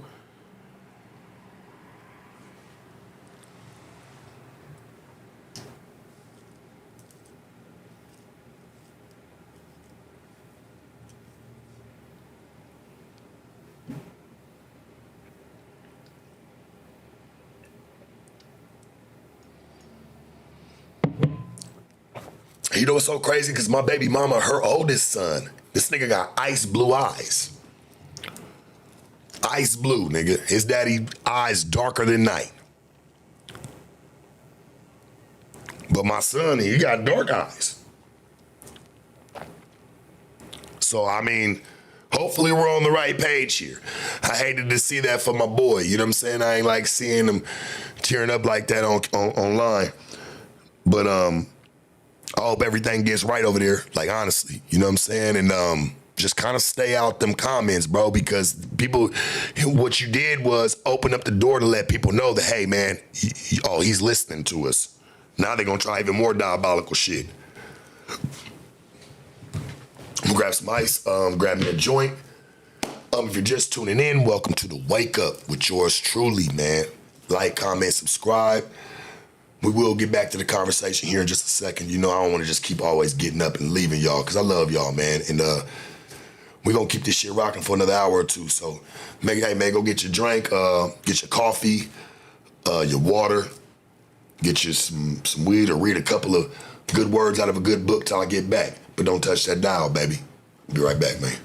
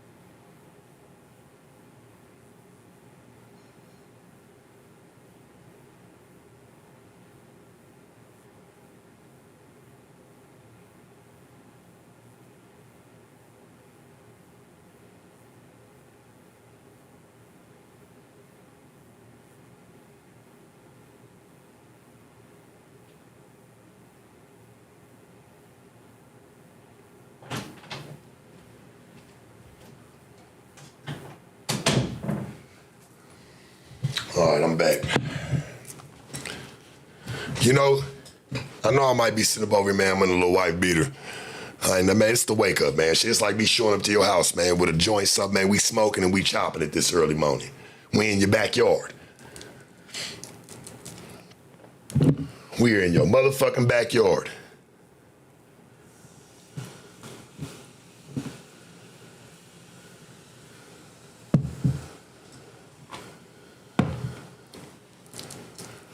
Top of the morning.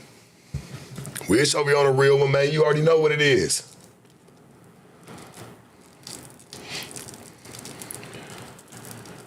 Yeah, it's noon over here still too, man, but shit, it's early for me. This is the wake up, baby. You dig?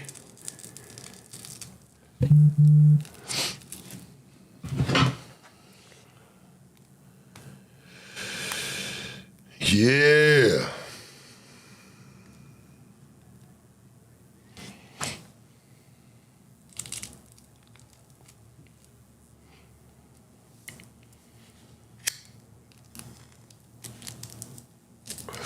See, this I be showing up to the homie house in the morning, something, nigga. We smoking, whatever, nigga.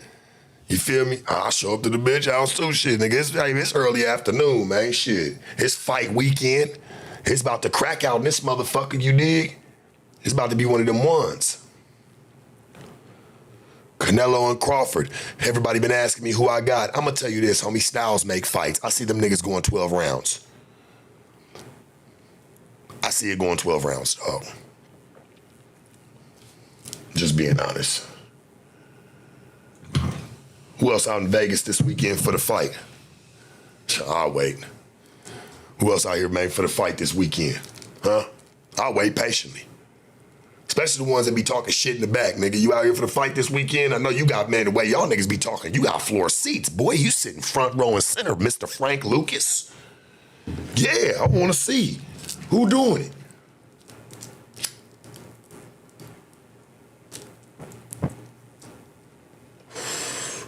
Yeah, who doing it? That fight tomorrow. Who pulling up bossy and in style, nigga? And if you're doing it, come pick me up. Swing by my house, nigga, and pick me up in the limo stretch.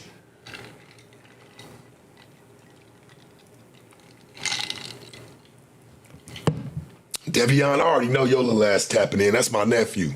I know your ass tapping in. I know you're gonna be somewhere through the building.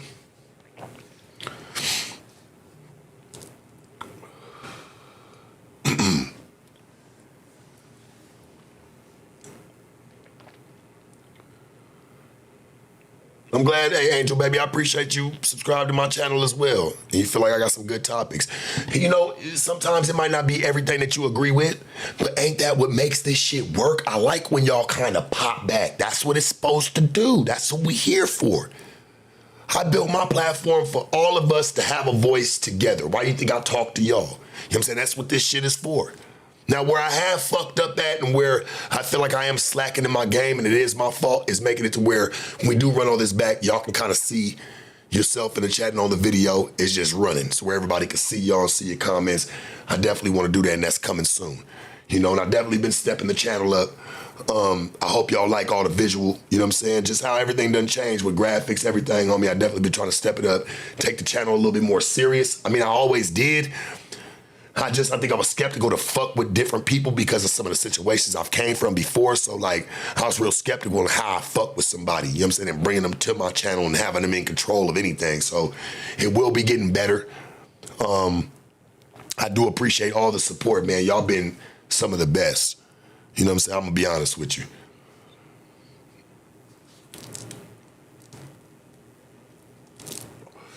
Said Shark doesn't got boxing tickets. Bro, that shit's a fucking hop, skip, and a jump away. It's a phone call, nigga. I'm gonna be honest with you. I've been to a lot of events. This is just my personal take on going to them. It's really just the experience, dog. You don't even get to see it. The best seat in the house is at your house. I'm just being real with you. You You know what I'm saying? The best seats in the house for a fight or something that's at that magnitude is in your house because them cameras is working every angle. You catching every bit of it if that's what you really want to watch.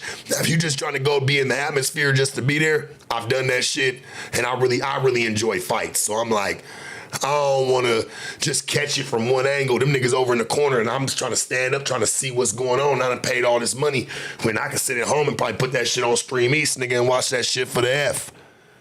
And then get outside and go fuck with all the festivities, whether we in clubs, niggas moving through the casinos, whatever. Like, then it gets fun. You step outside, have a few drinks, watch the fight, boom, get outside. Jump fresh and get clean. Shit, my nephew just said, man, you know what I'm saying? He got 4 tickets. If I really want to go, church, I go. Like, that's nothing. That's easy.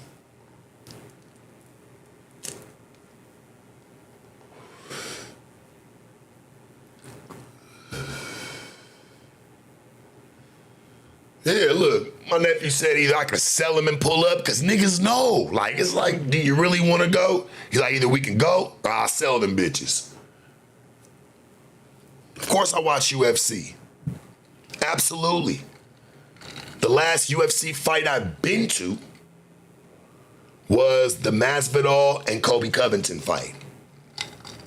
The first one, I think they fought twice, if I'm not mistaken. Didn't they? They fight twice, right? I went to one of them, though. I think I went to the first one.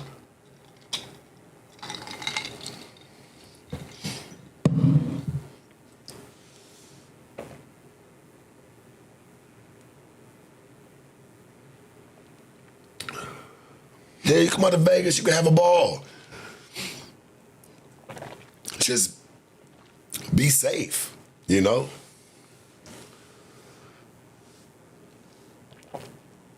You come out to Vegas, to anybody that watches my content, hey, man, you ever come out to Vegas, you ever see me, I guarantee you I'm gonna stop, shake your hand and everything. No, Rip Kimbo. Rip Kimbo Slice, man.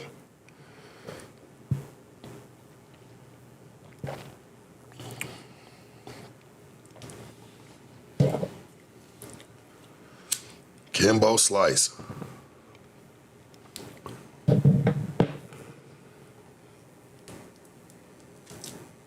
I seen that, what was his name? Tito Ortiz? Is that his name? I don't want to fuck that up. Tito Ortiz. UFC fighter, right? He had some choice words about the Charlie Kirk situation as well.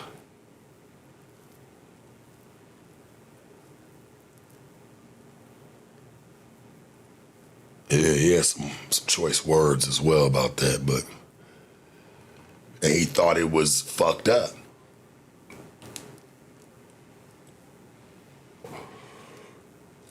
And I just want to make sure, because I used to watch Tito a while back on me. Shit, them niggas was cold.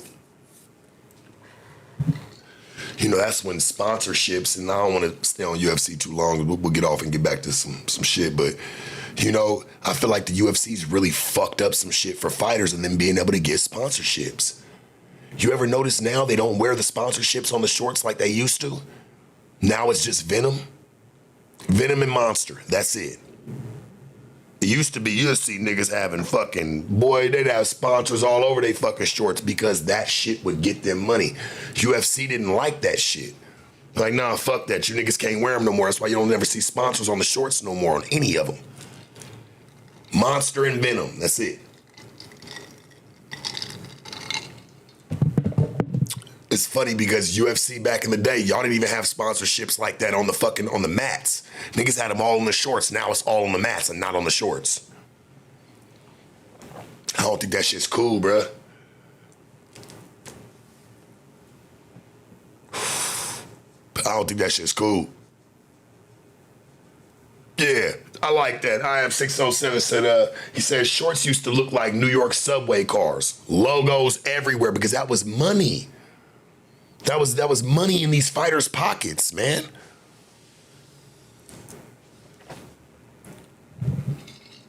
Rebecca, what happened to Big John? You talking about the referee, right? Let me know if I'm lacking. I apologize. Like I don't want to. They're like, man, you don't know what happened to Big John. I know who he is. Of course, he's a very well known ref. He's just as good as Herb Dean.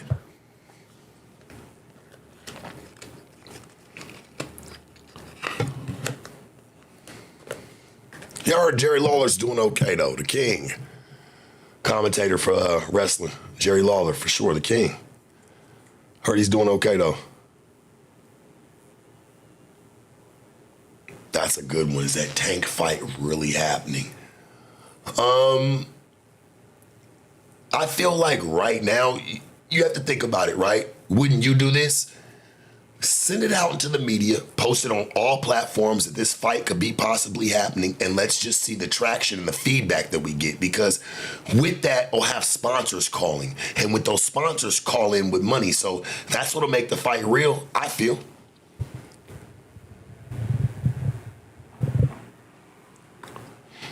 It's all about the money.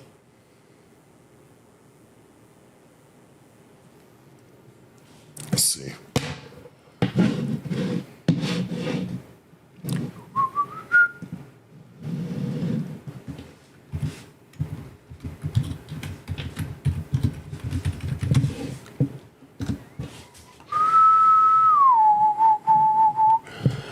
So, I mean, they're saying it's real. I mean, confirmed fight is an exhibition match against Jake Paul on November 14, 2025 in Atlanta, Georgia, and will stream live on Netflix. I'm going to be honest with you. I love Netflix. I think we all do. I feel like WWE took a very big hit with crossing Monday Night Raw over to there. I'm not saying that there isn't a bag. I think this is more of a feasible bag, just doing like a one-night event versus actually having residency with Netflix.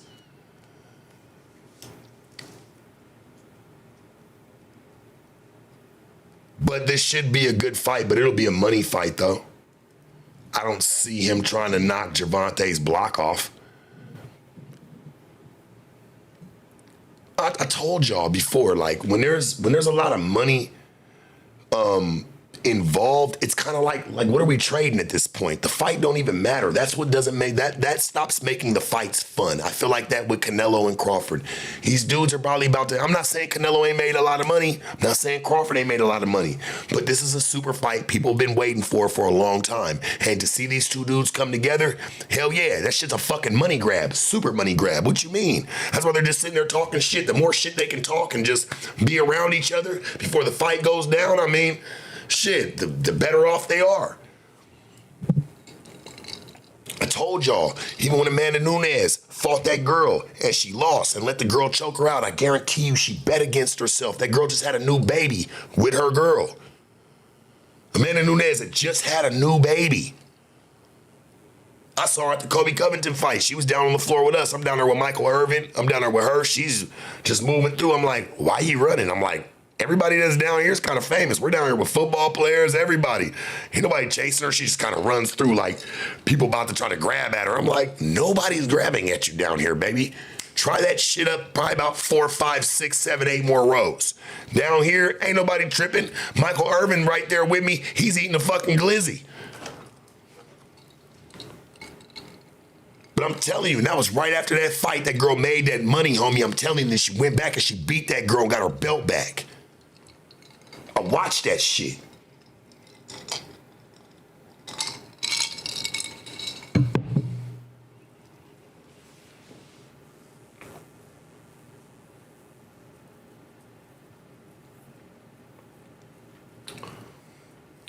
Well, I think why a lot of people can't stand Jake Paul is because he was a YouTuber. Like, you ain't been boxing all your life. You know, I get it, 100%. You're a fucking YouTuber. What do you know about boxing? What, like, go back to Disney, right? But I think what people fail, this is the other shoe coming down. What I think people fail to realize is that's his fuel. That fuels him to be better. You're actually making him a better boxer. I feel like Jake Paul is taking this shit very serious. He doesn't want to be the YouTube lord or be like, yeah, I'm known for just fighting people because I'm on YouTube. Nah, I feel like he's giving that part of the game up. He's starting to act like a real fighter. He's taking his loss. Tommy Fury beat his ass. He beat him. Can I say that he just pummeled him and fucked him up? No, I feel like Tommy Fury outboxed him. And he learned from that. That's data. But I'll tell you what.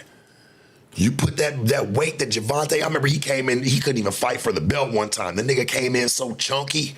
Like you could just see in his face, he a little chunky nigga when he put on some weight. That's a nigga I wouldn't want to see. Boy, he gonna hurt some stomachs. Mind you, that boy fights very lean. If he sits back and just puts on some weight, that one weight that he had before he had all the tattoos and shit, the nigga hopped in the ring, that was the first time I ever saw him. I forgot who he was fighting, but that boy got up in there and pummeled that boy, put fucking hands of fury on him.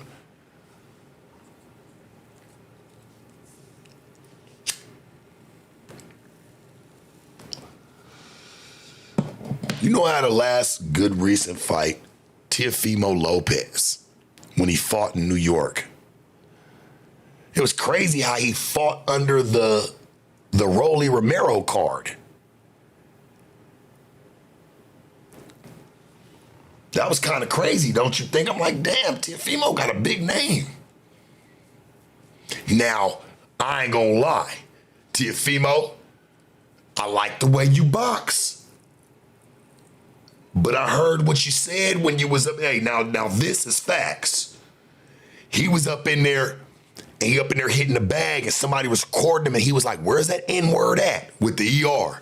He's like, "Yeah, where's that N-word at with the ER at? Where's he at?" And I was like, "Damn, Teofimo, like I like your skills, game. Like you're cold. Why would you do that? Why would you say that?"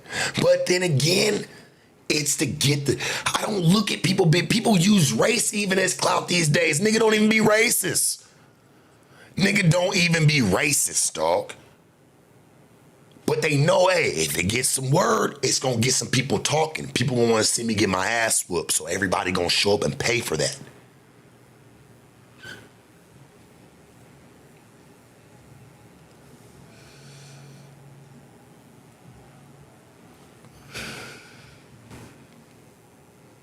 People are going to pay for that. Do you understand what I'm saying, Chad? People will pay to see somebody they don't like get their ass whooped. Yeah, Teofimo low-key a nigga too. I think he played motherfuckers, to be honest. If we really sat down with Teofimo and I asked him, I said, bro, what was up with you saying that? Hey, man, got to get him stirred up.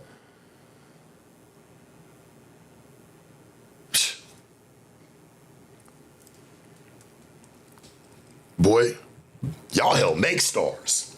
I'm just being honest. Y'all help make niggas bags. All nigga gotta do is just say the right shit.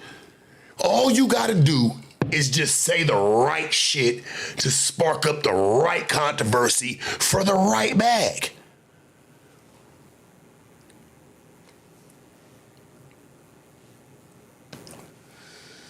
I'm just saying. It's very real.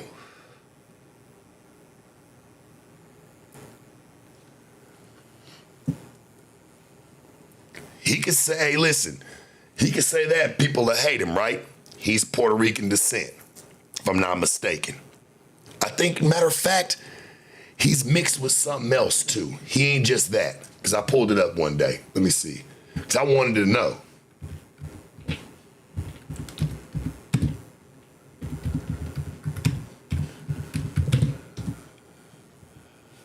Yeah, Honduran.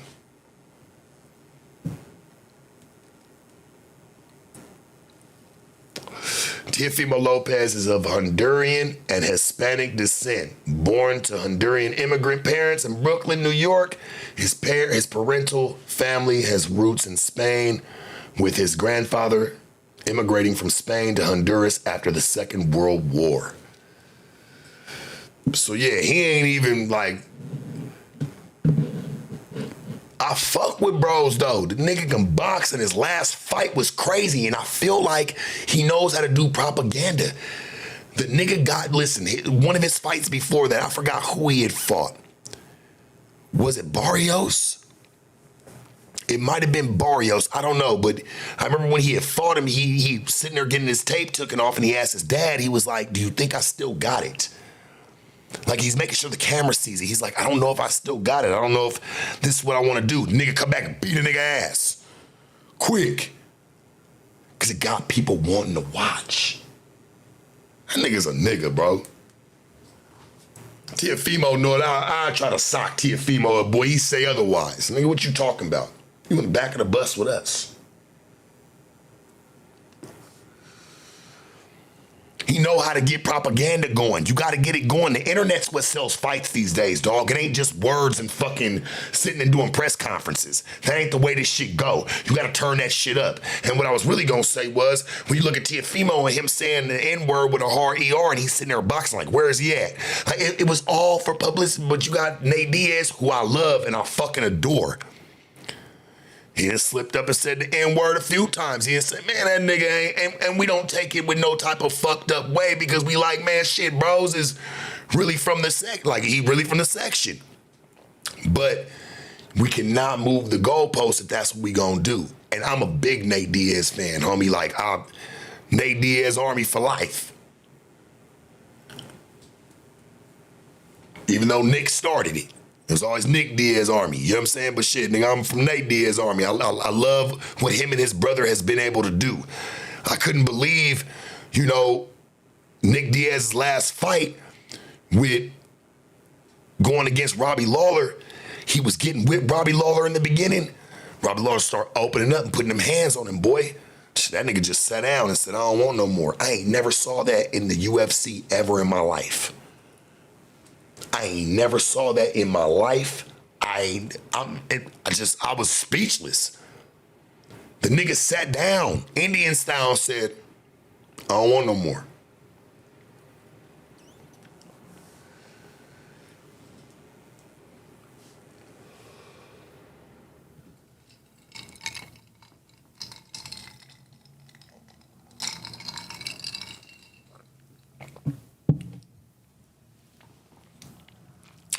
I see them trying to make promotion for is that Nate and McGregor?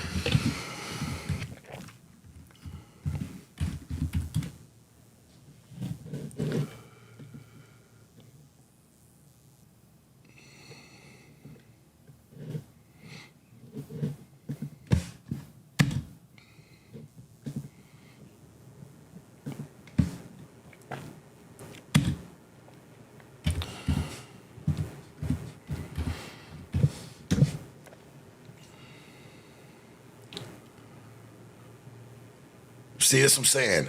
I be feeling like it's some bullshit. They're like, there is no official scheduled upcoming fight between Nate Diaz and Conor McGregor, though both have expressed interest in a third fight potentially at a special White House event, July 2026. While their first two bouts were significantly in UFC history, the trilogy is complicated by Diaz's free agency and both fighters' current status in the sport, making it a potential but uncertain prospect.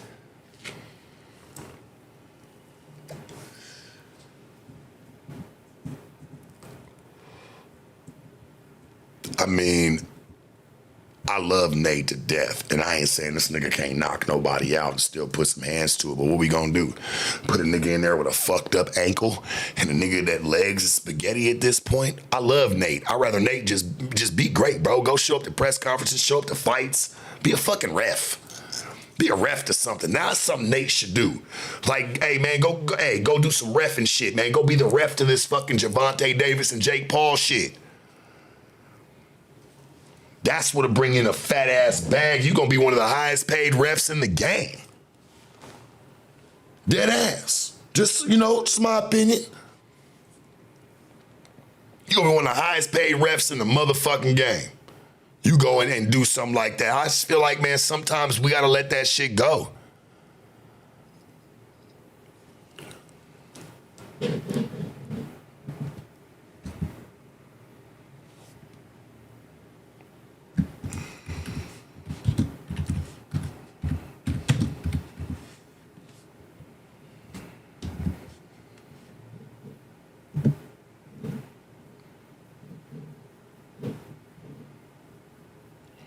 Now, this is one that I find kind of weird, and we're going to talk about this one, and we can get up off the sports. But I got to talk about the Mike Tyson and Floyd Mayweather fight. I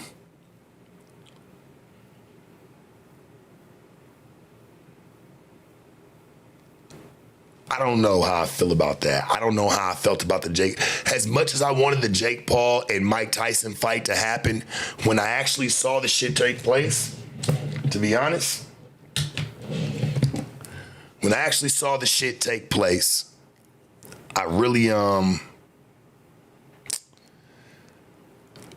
didn't like it. I felt bad.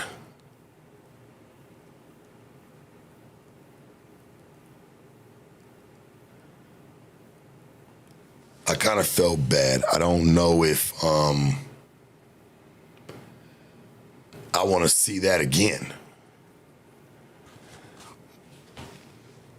I ain't like the way Mike was moving. He moved better when he sat there and he had fought Jones.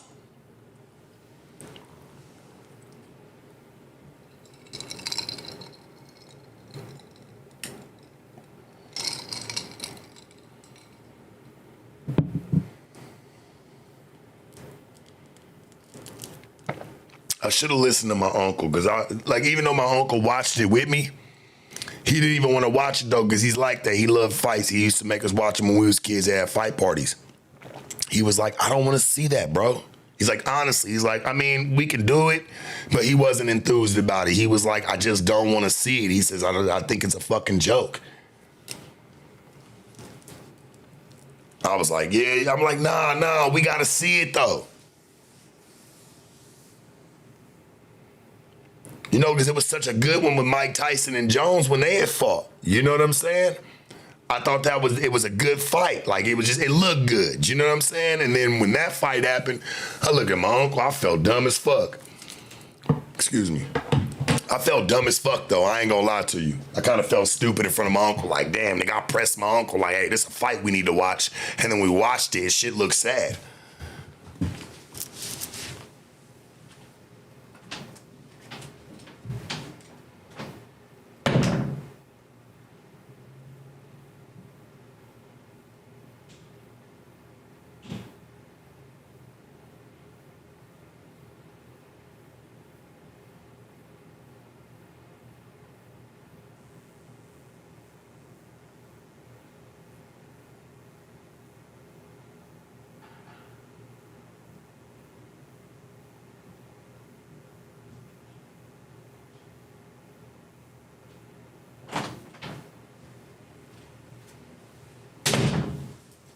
Also, this sponsorship has been brought to you by I Don't Give a Fuck. Get you a can of I Don't Give a Fuck today on idon'tgiveafuck.com. Now, back to business. Yeah, I didn't like to see that fight. I don't know how I'm gonna feel about this next one with Floyd. Floyd ain't gonna let his perfect record get fucked up for nobody. Like, at the end of the day, it's not happening.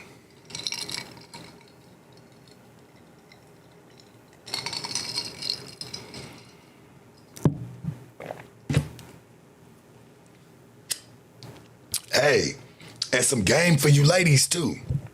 You be looking for you a man, or you want you a little baller, shot caller, nigga having his way, buy yourself a good ass seat at one of them fights. Sit down looking pretty, girl. You might fuck around and bag you something.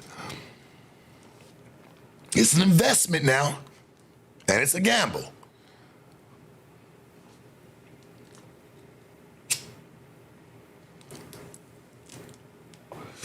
Nah, he ain't gonna hurt. Listen to me. I love Floyd. I live next door to Floyd's son. You know what I'm saying? Like, we stay right over here in the same neighborhood, like literally next door. You know what I'm saying? I got nothing but love for I watched his dad for years. I feel like Floyd is he's a boxer, man. Floyd's not a knockout artist. People need to stop the bullshit. Floyd outboxes people. He outclasses people. It's just what it is. Floyd Mayweather is one of the greatest boxers of all time. Say what you want, argue it down if you want. He is one of the greatest boxers of all time.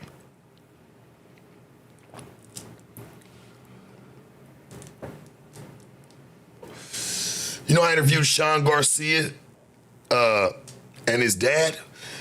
You know, that's the Garcias, man. You know what I'm saying? Ron Garcia. I interviewed his family, his brother and his dad. His brother got his ass kicked in his last fight. I ain't gonna lie. I was like, bruh, you playing with them niggas. I think he fought one of the Vargases. That little nigga put hands on him, bruh. I ain't gonna hold you.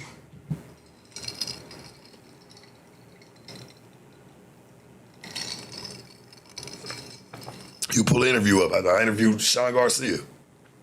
His dad was sitting right there. Shit, we was talking about the speed bag and everything.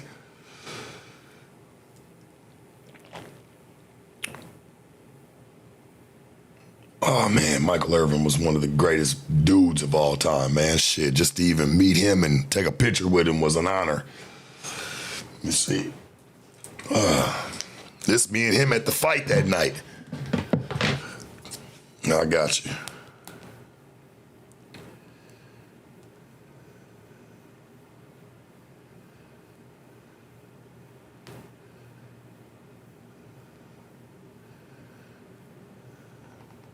It's me and Michael Irvin at the fight. That's the night I told we was on the floor. I said, man, come on, man, gotta take a picture with you. He said, man, shit, I'm eating a glizzy. I was like, man, I ain't trying to interrupt you. You eating your glizzy, Church. You take a picture. He said, man, of course. That was the night I was telling you about. I was like, I seen Amanda Nunes. I'm like, she running through like somebody about to stop her. I'm like, man, girl, you is, hey, knock it off.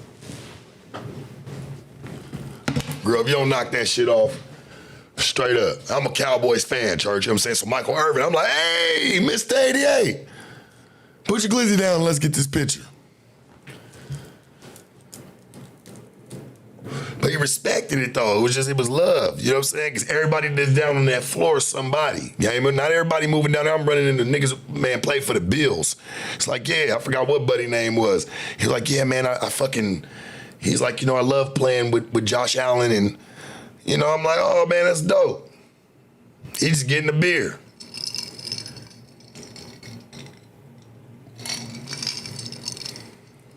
Mm-hmm.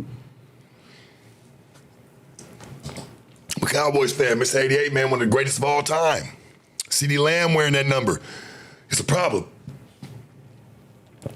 Yes, I am. Oh, come on, don't let my numbers go down just because I'm a Cowboys fan now. I'm just joking. I've been one since Troy Aikman days, though, bro.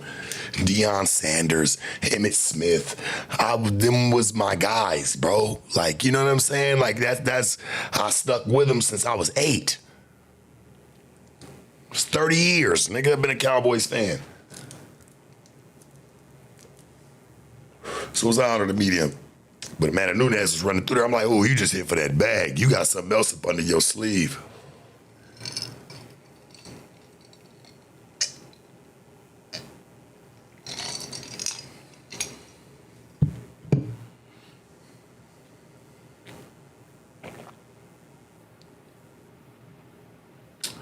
Barry Sanders didn't play for Cowboys. He played for the Detroit. Wrong team. We're talking about Deion Sanders. Mm-hmm. Which some of y'all know about his son. I don't know what the fuck going on with him.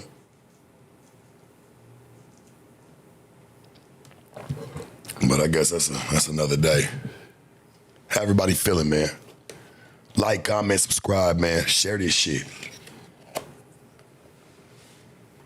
I know my sports now. That's easy.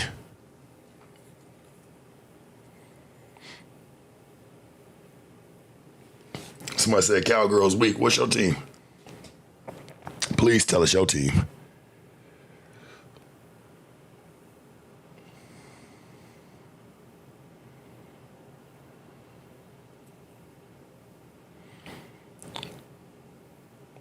Niggas gonna say the pack is back. I bet they is, huh, nigga, now that you done got Michael Parsons. Hey, man, excuse our washed up owner, okay? Our washed up ass owner. Excuse us, all right? He knows not what he does. Just an old cheapskate, bro. It's an old country ass white man. What you think like was gonna happen? Shit, I ain't knocking him. I just know he been running this team since he bought the motherfucker. You ain't much you can tell him until he's out of office. Fly, Eagles, fly. Got a bunch of 40 whiners in the building. Mm-hmm. What's up with your boy Brock Purdy? Heard he's sitting out 2-5. That's gonna hurt.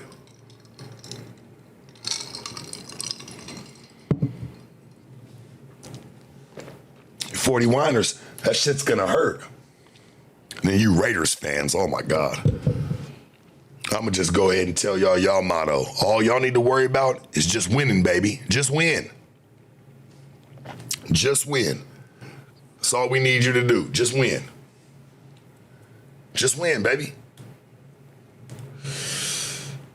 You know, let some of my people down here, man, I got some real Raider fans in the house, game. Like, man, what? Who? But I love it, though, because Raiders is, man, diehard fans, dog. You can't fuck with them, my nigga. I don't think there's any fans, honestly. I'm just me personally in the entire NFL. I don't think there's any fans like Raiders fans. I'm sorry. That's just, they got it sold up, my nigga. When it goes, listen, it goes the NFL, the players, the cheerleaders, then the Raiders fans. Boy, they reign supreme. They right there, boy. Ain't nothing like being a Raiders fan, boy. They gonna fight your ass to the death, nigga, about their team.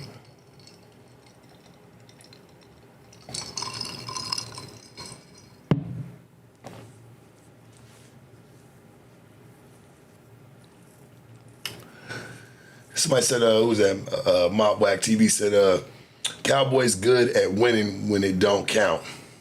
Or whining. What do you mean winning? You just put an extra I.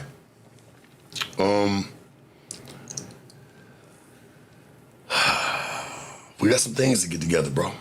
I get that. I'll take that one on the chin. But a lot of you other teams need to take that shit on the chin, too. Y'all niggas be beefing up in here behind teams like that. Shit be problems. Don't run into the bar with each other and the niggas sitting there saying, you say something about my team, what? I've gotten into people. They'll talk bad to you like, hey, you don't even know what you, fuck you. They be quick to say, fuck you. You don't even know. You don't know my team. When was the last time your team did something?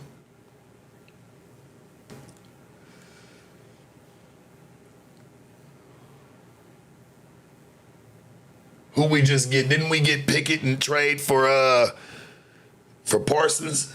We just got him over there from Green Bay. That's cold though. But CD, nigga, you can't be dropping no catches, nigga.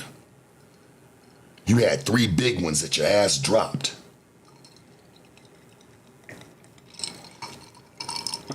See, I get on my team. Don't even act like I won't. I get on my team. I get on my team. CD drop, man, we lost the game. CD, it's your fault. Game, hold that one, my nigga. Gotta hold that one. I don't want you to go. I don't want to get rid of you either. Cause fuck that, hey, you dropped a few catches. I just hope that shit kind of got your mind right to where, hey, my nigga, y'all are famous, y'all having money, but play ball. Got a fucking job to do, boy.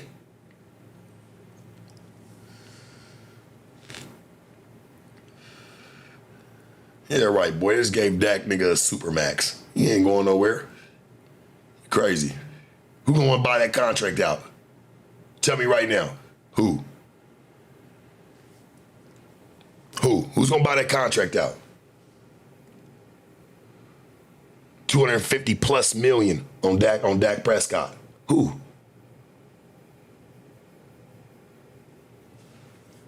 Ain't happening.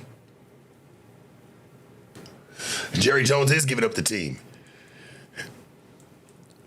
And let's not rile up our feathers real quick and me saying that, oh, well, he's just giving it up. No, he will still be the owner of the team, but he will no longer be general manager. He will no longer make executive decisions when it comes to players being on the team.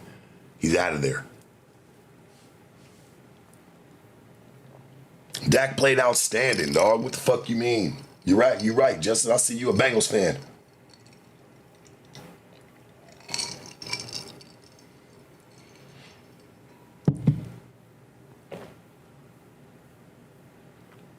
Do I think Rampage's son was wrong? I don't think he was wrong. I just think he was uneducated to the situation at hand and what wrestlers do.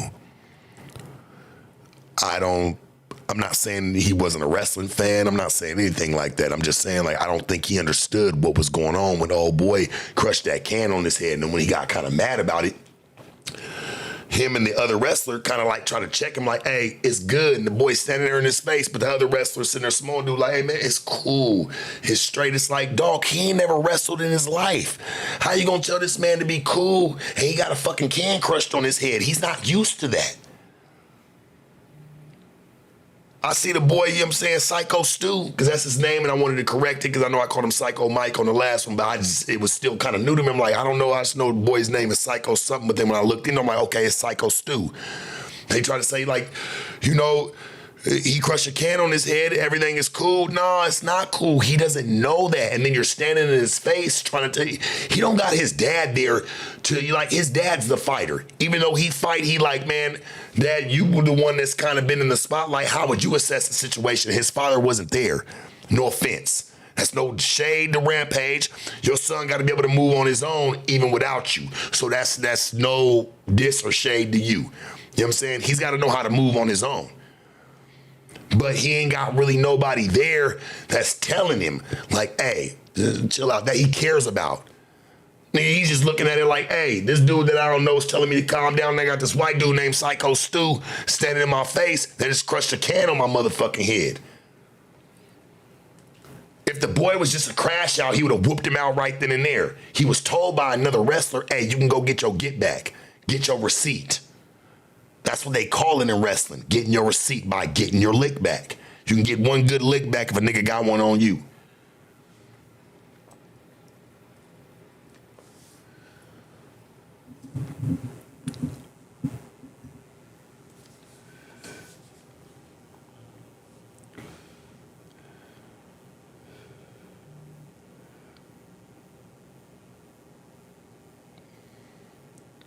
Devon Butchie Knox, hey man, I appreciate you. Peace to you too, brother.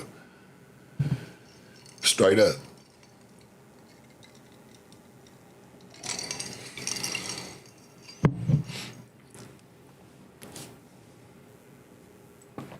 Oh man, Boosie and his son. Damn. Does anybody know what that's stemming from?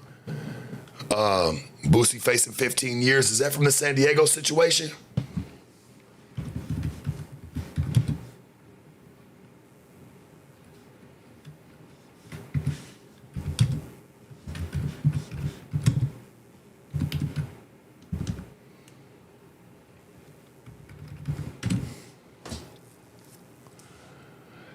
San Diego faces a maximum 15 years of prison. Nigga, San Diego don't be playing, gang. I don't think y'all know. It'd be a lot, listen to me, homie. It'd be more violence, gang violence, all types of shit in San Diego. More than y'all know, to where when shit like this happens and nigga just having a gun charge up on him and the nigga ain't supposed to have no guns, San Diego know how to deal with it. Best believe, they're not green. They're not goofy to the situation. I'm just being honest. Boosie needs understanding, you in San Diego, he knew he was around. That's why I don't know what happened. I don't know if he had one on him or not. But in retrospect, if he did, I understand why. Boy, there's some real goons in San Diego, nigga. You ain't moving around there like that. Boy, you gonna have a nigga really slide up on you. Some dingy red chucks or dingy blue ones, boy, and really take everything from you. You ain't from around here, nigga. Straight up.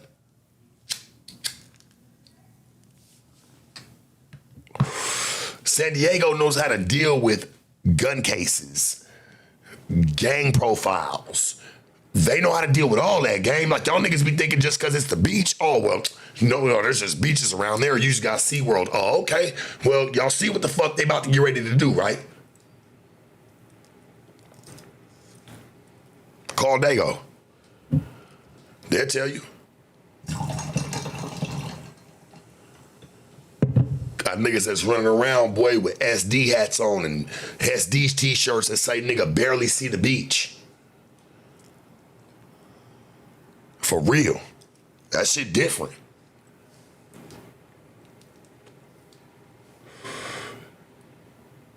Damn. Yeah, so I don't want to say his real name, you know what I'm saying, but pretty much Boosie, real name, redacted, pled guilty to 1 count of illegal gun ownership, which stemmed from a 2023 arrest in San Diego.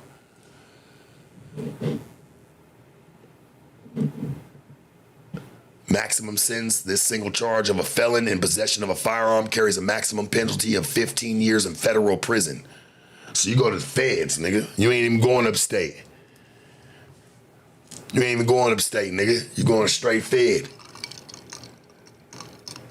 Maximum sentence, this single charge of a felony possession of a firearm carries a maximum penalty of 15 years in prison. Plea deal. In exchange of his guilty plea, prosecutors agreed to drop a second gun charge and recommend a significantly shorter prison sentence of 2 years. So they still want a deuce out of him. We just want you in our system.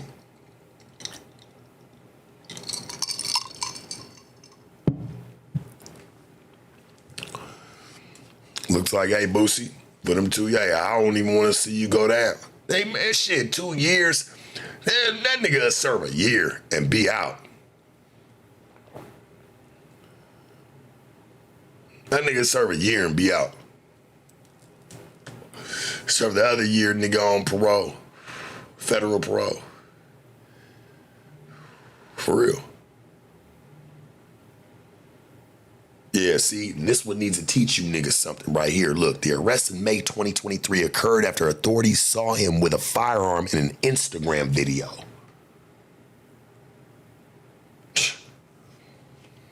And used a helicopter to track down his vehicle during a traffic stop. He is prohibited from possessing firearms due to his previous felony drug conviction. I'm a felony. Hey, gang, that's how that shit go. Niggas be wondering why niggas ain't just running around. Here you go right here, buddy. Here you go.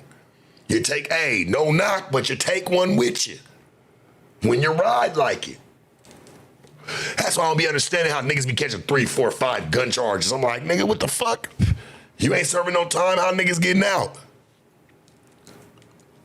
The fuck, what type of lawyer you got, nigga? This nigga probably got the best of lawyers. What? I don't even want to say it. Let me watch my mouth, gang, because it's about to come out. I don't understand it.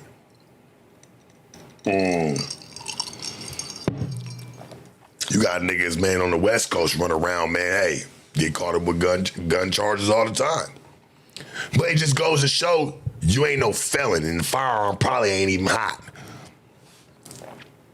When niggas constantly get caught up, you just getting caught up with firearms that ain't registered. You failed to register the motherfucker when you say you bought it from somebody. You ain't got no felony, my nigga, and you ain't do nothing with it. Niggas that got Fs, boy, they don't give a fuck what firearm you running around with, nigga. They don't give a fuck if it was the most legalest gun they ever put out in this fucking side of the fucking riverside, man, this side of the river. They don't give a fuck. You out of here. California don't play that shit, nigga, I'm telling you. Nowhere. Because there's so much of it going on.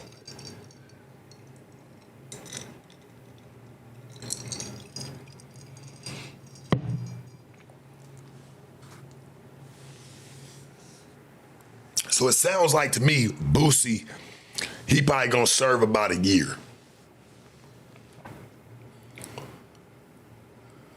That's why he say he just ready to get it over with. I get it.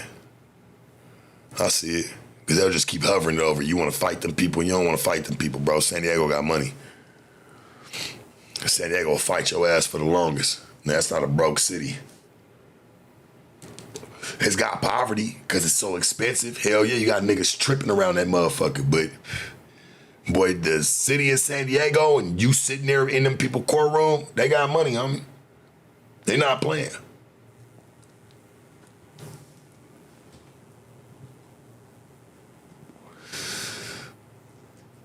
What's Faison Love in trouble for? Let's see. Definitely want to see this one.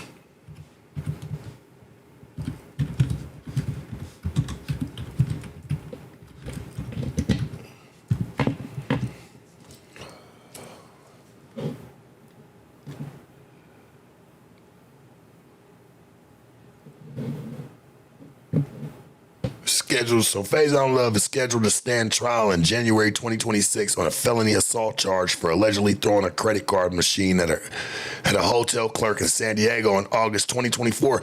Why do you niggas come to Dago and trip? There you go, Ashanti say, I always wanted to go to San Diego. You know, baby, there's nothing wrong with that, love. The town is the town. But why do niggas go to Dago and get to tripping and acting like these white folks ain't never seen nothing like that because you on beach turf? You got niggas around there crashing the fuck out. Have been for years. Like, what's going on? You better call Dago. Damn. That shit is crazy. San Diego's claiming some shit right now, boy. They love that. Yeah, get these niggas down here and think they doing something. Yeah, get your ass up in here.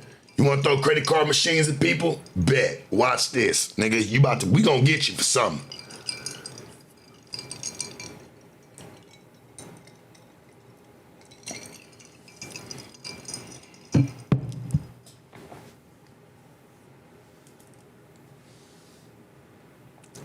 Yeah, proceed with caution. Call Dago.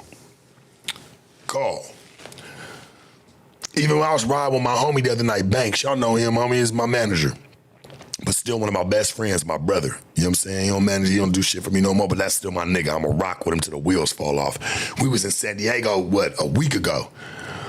Maybe a week and a half ago. We downtown. You know, we in my Range 06s.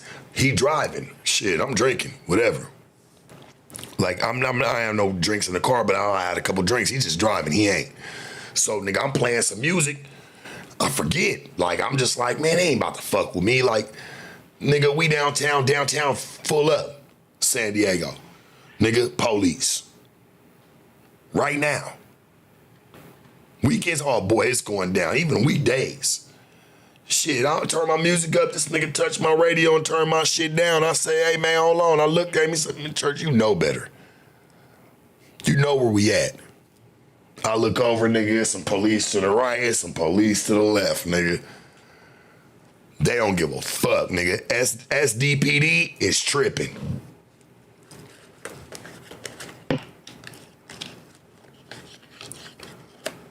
Yeah. My brother turned that shit down. He said, nah, nigga, we ain't doing that. Not down here.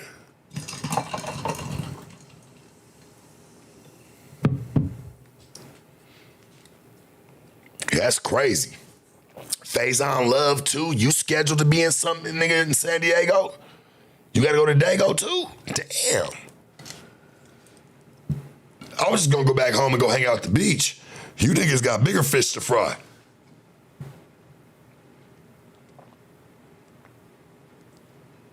Man, I don't watch SDPD. Nigga wanna walk up on them drunk and trying to just talk to them. Crazy. Boy, they push your ass back. Hey, what are you doing? Come here. Immediately handcuff your ass. What you on? Boy, paddy wagon. Boom, nigga. They pull up. They like, what's up? You got somebody to go up in here? Hold on, we still talking to him. He handcuffed. Boy, it's shit a business, nigga. Y'all better get that shit right.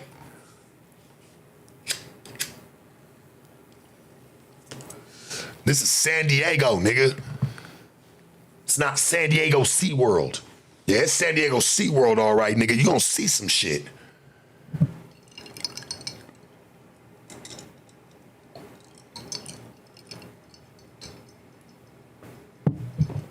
don't know. It just says that he's got a felony. Faison Love he's scheduled to stand trial in January 2026 on a felony assault charge for allegedly throwing a credit card machine at a hotel clerk in San Diego in August 2024.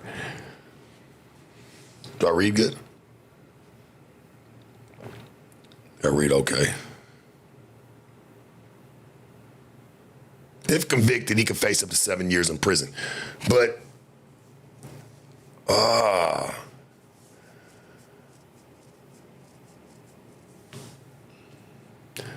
like, prosecutors, of course, they claim that, Love became enraged. He ripped a credit card reader off the counter and hurled it at the front desk employee, hitting her in the head and causing a concussion.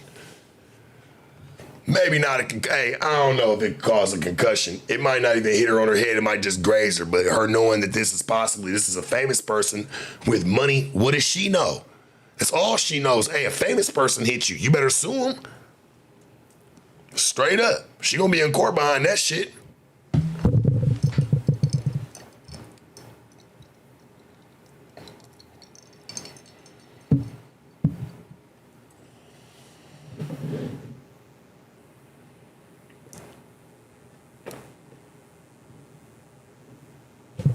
It says that Faison Love has pleaded not guilty to the charges, which include felony assault with a deadly weapon and an enhancement for great bodily injury. Prosecution said a San Diego judge ruled in 2025 that there was not enough evidence to proceed with the trial after hearing the testimony from the clerk and the two co-workers. But he still got to be in court behind it, so it didn't get to go to trial. They're just going to take that shit to court real quick and figure it out. Sound like money to me. Why you got to go to court in January then? That don't even make no sense. If there wasn't enough evidence, drop it. Defense Love's attorney Mark Kligman argued that the witness testimonies were inconsistent with earlier statements made to the police. He also suggested that the alleged victim, who had filed a civil lawsuit for damages, may be motivated by financial gain. Yeah. Previous legal issue. This is not the first time Love has faced assault allegations. In 2017, he pleaded no contest to a misdemeanor for assaulting a valet at the Columbus, Ohio airport and was sentenced to a suspended jail term and a fine. That's funny. So he got a history of crashing out on shit.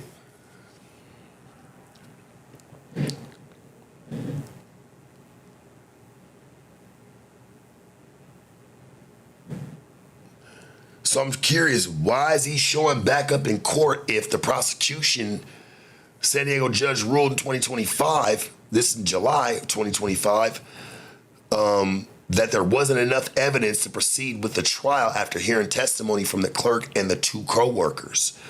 So why has he got to show back up? I think it's for a dismissal. They just got to kind of do it properly.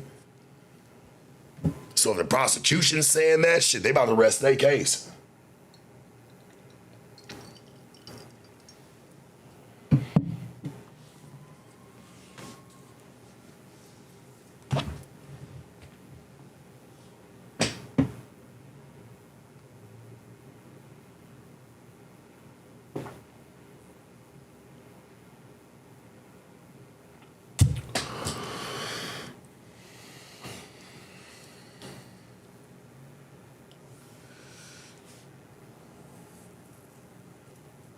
Yeah, they about to get ready to close that one.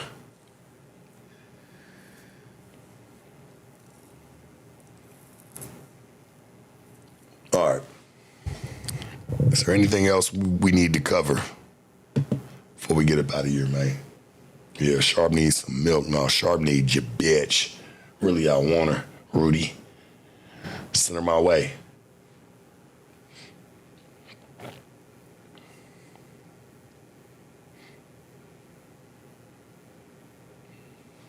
Yeah, stop playing with Big Worm.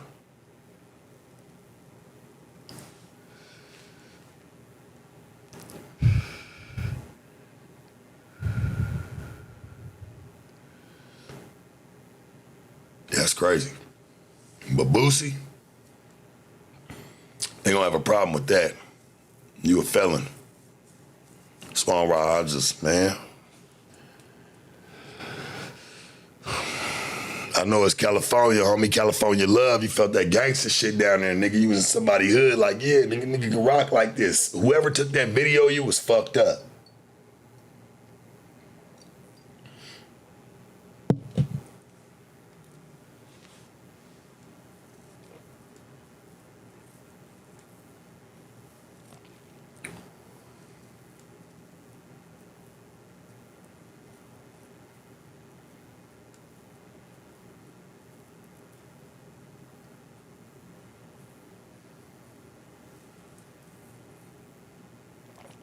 Yeah, what's up with the boy, what's his name, David? Is that his name? They say they found a dead body in the boy car.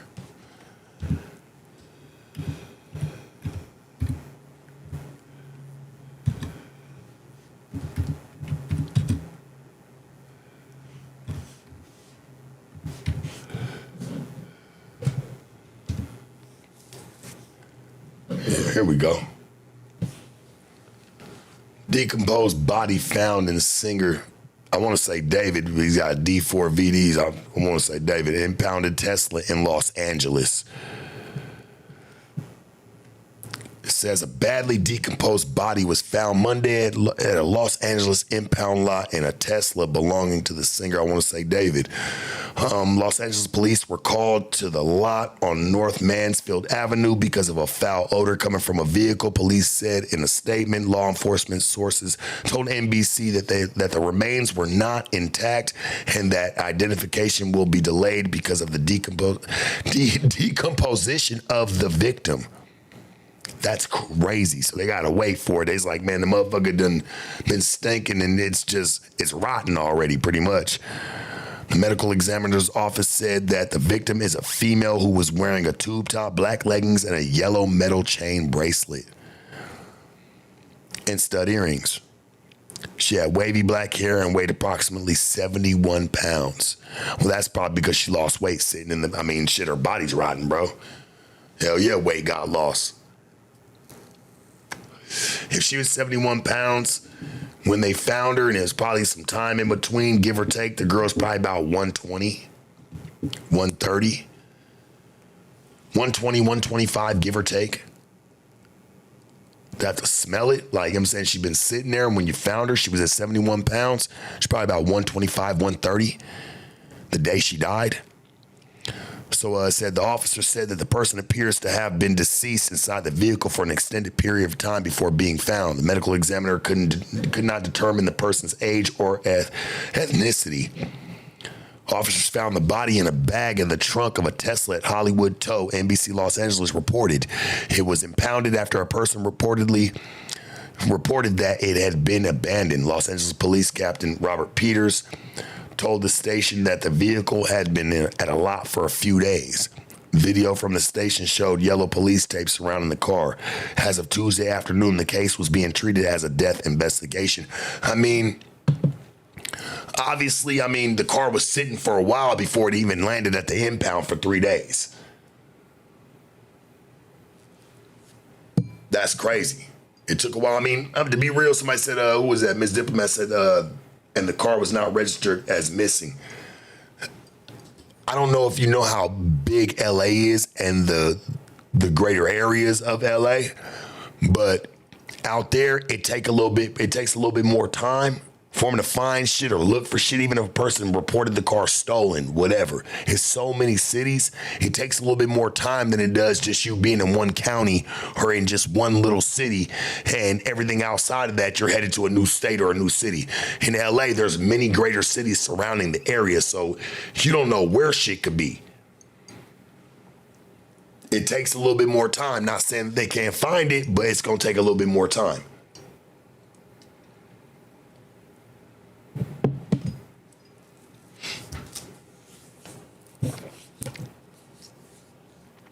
That's crazy. I wonder what's going to happen to Buddy. What did they talk to him about? Excuse me.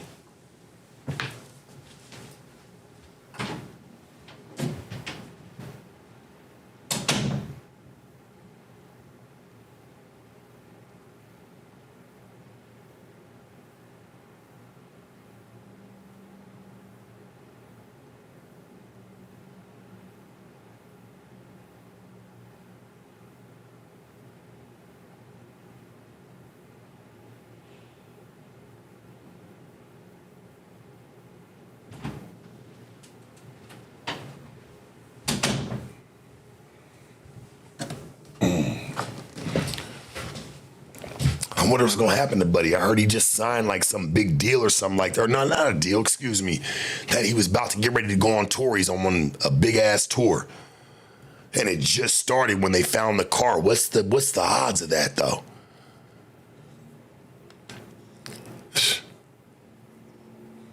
Ooh, that shit gives me the chills, gang. I ain't gonna lie to you. That shit be giving me the chills when I think about it. It's like, damn. Is this another play? Did he really do it? Did it? Like, what is it? You don't really know. This boy's going on tour. All of a sudden, they found a car that's been sitting with a body in it for whatever little period of time, to where the girl's body done decomposed to 71 pounds. And, like, what's really going on?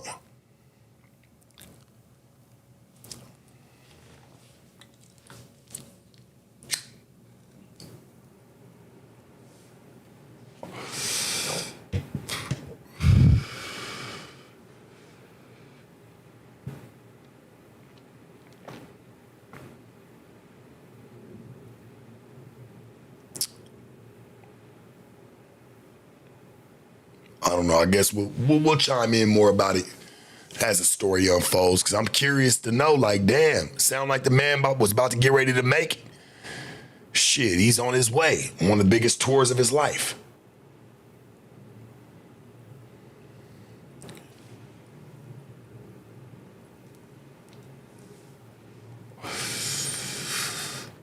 Yeah, that shit's crazy. Well, I appreciate everybody chiming in. Like, comment, subscribe, man. Send it through the waves. Let them know what we doing. I will catch y'all here later on. It's been another episode, baby. Waking up with Sharp. Do me a favor, man. Stay on your game. Stay mindful, calm. Most of all, stay sharp. I'll see y'all soon. Church, preach, tabernacle, man.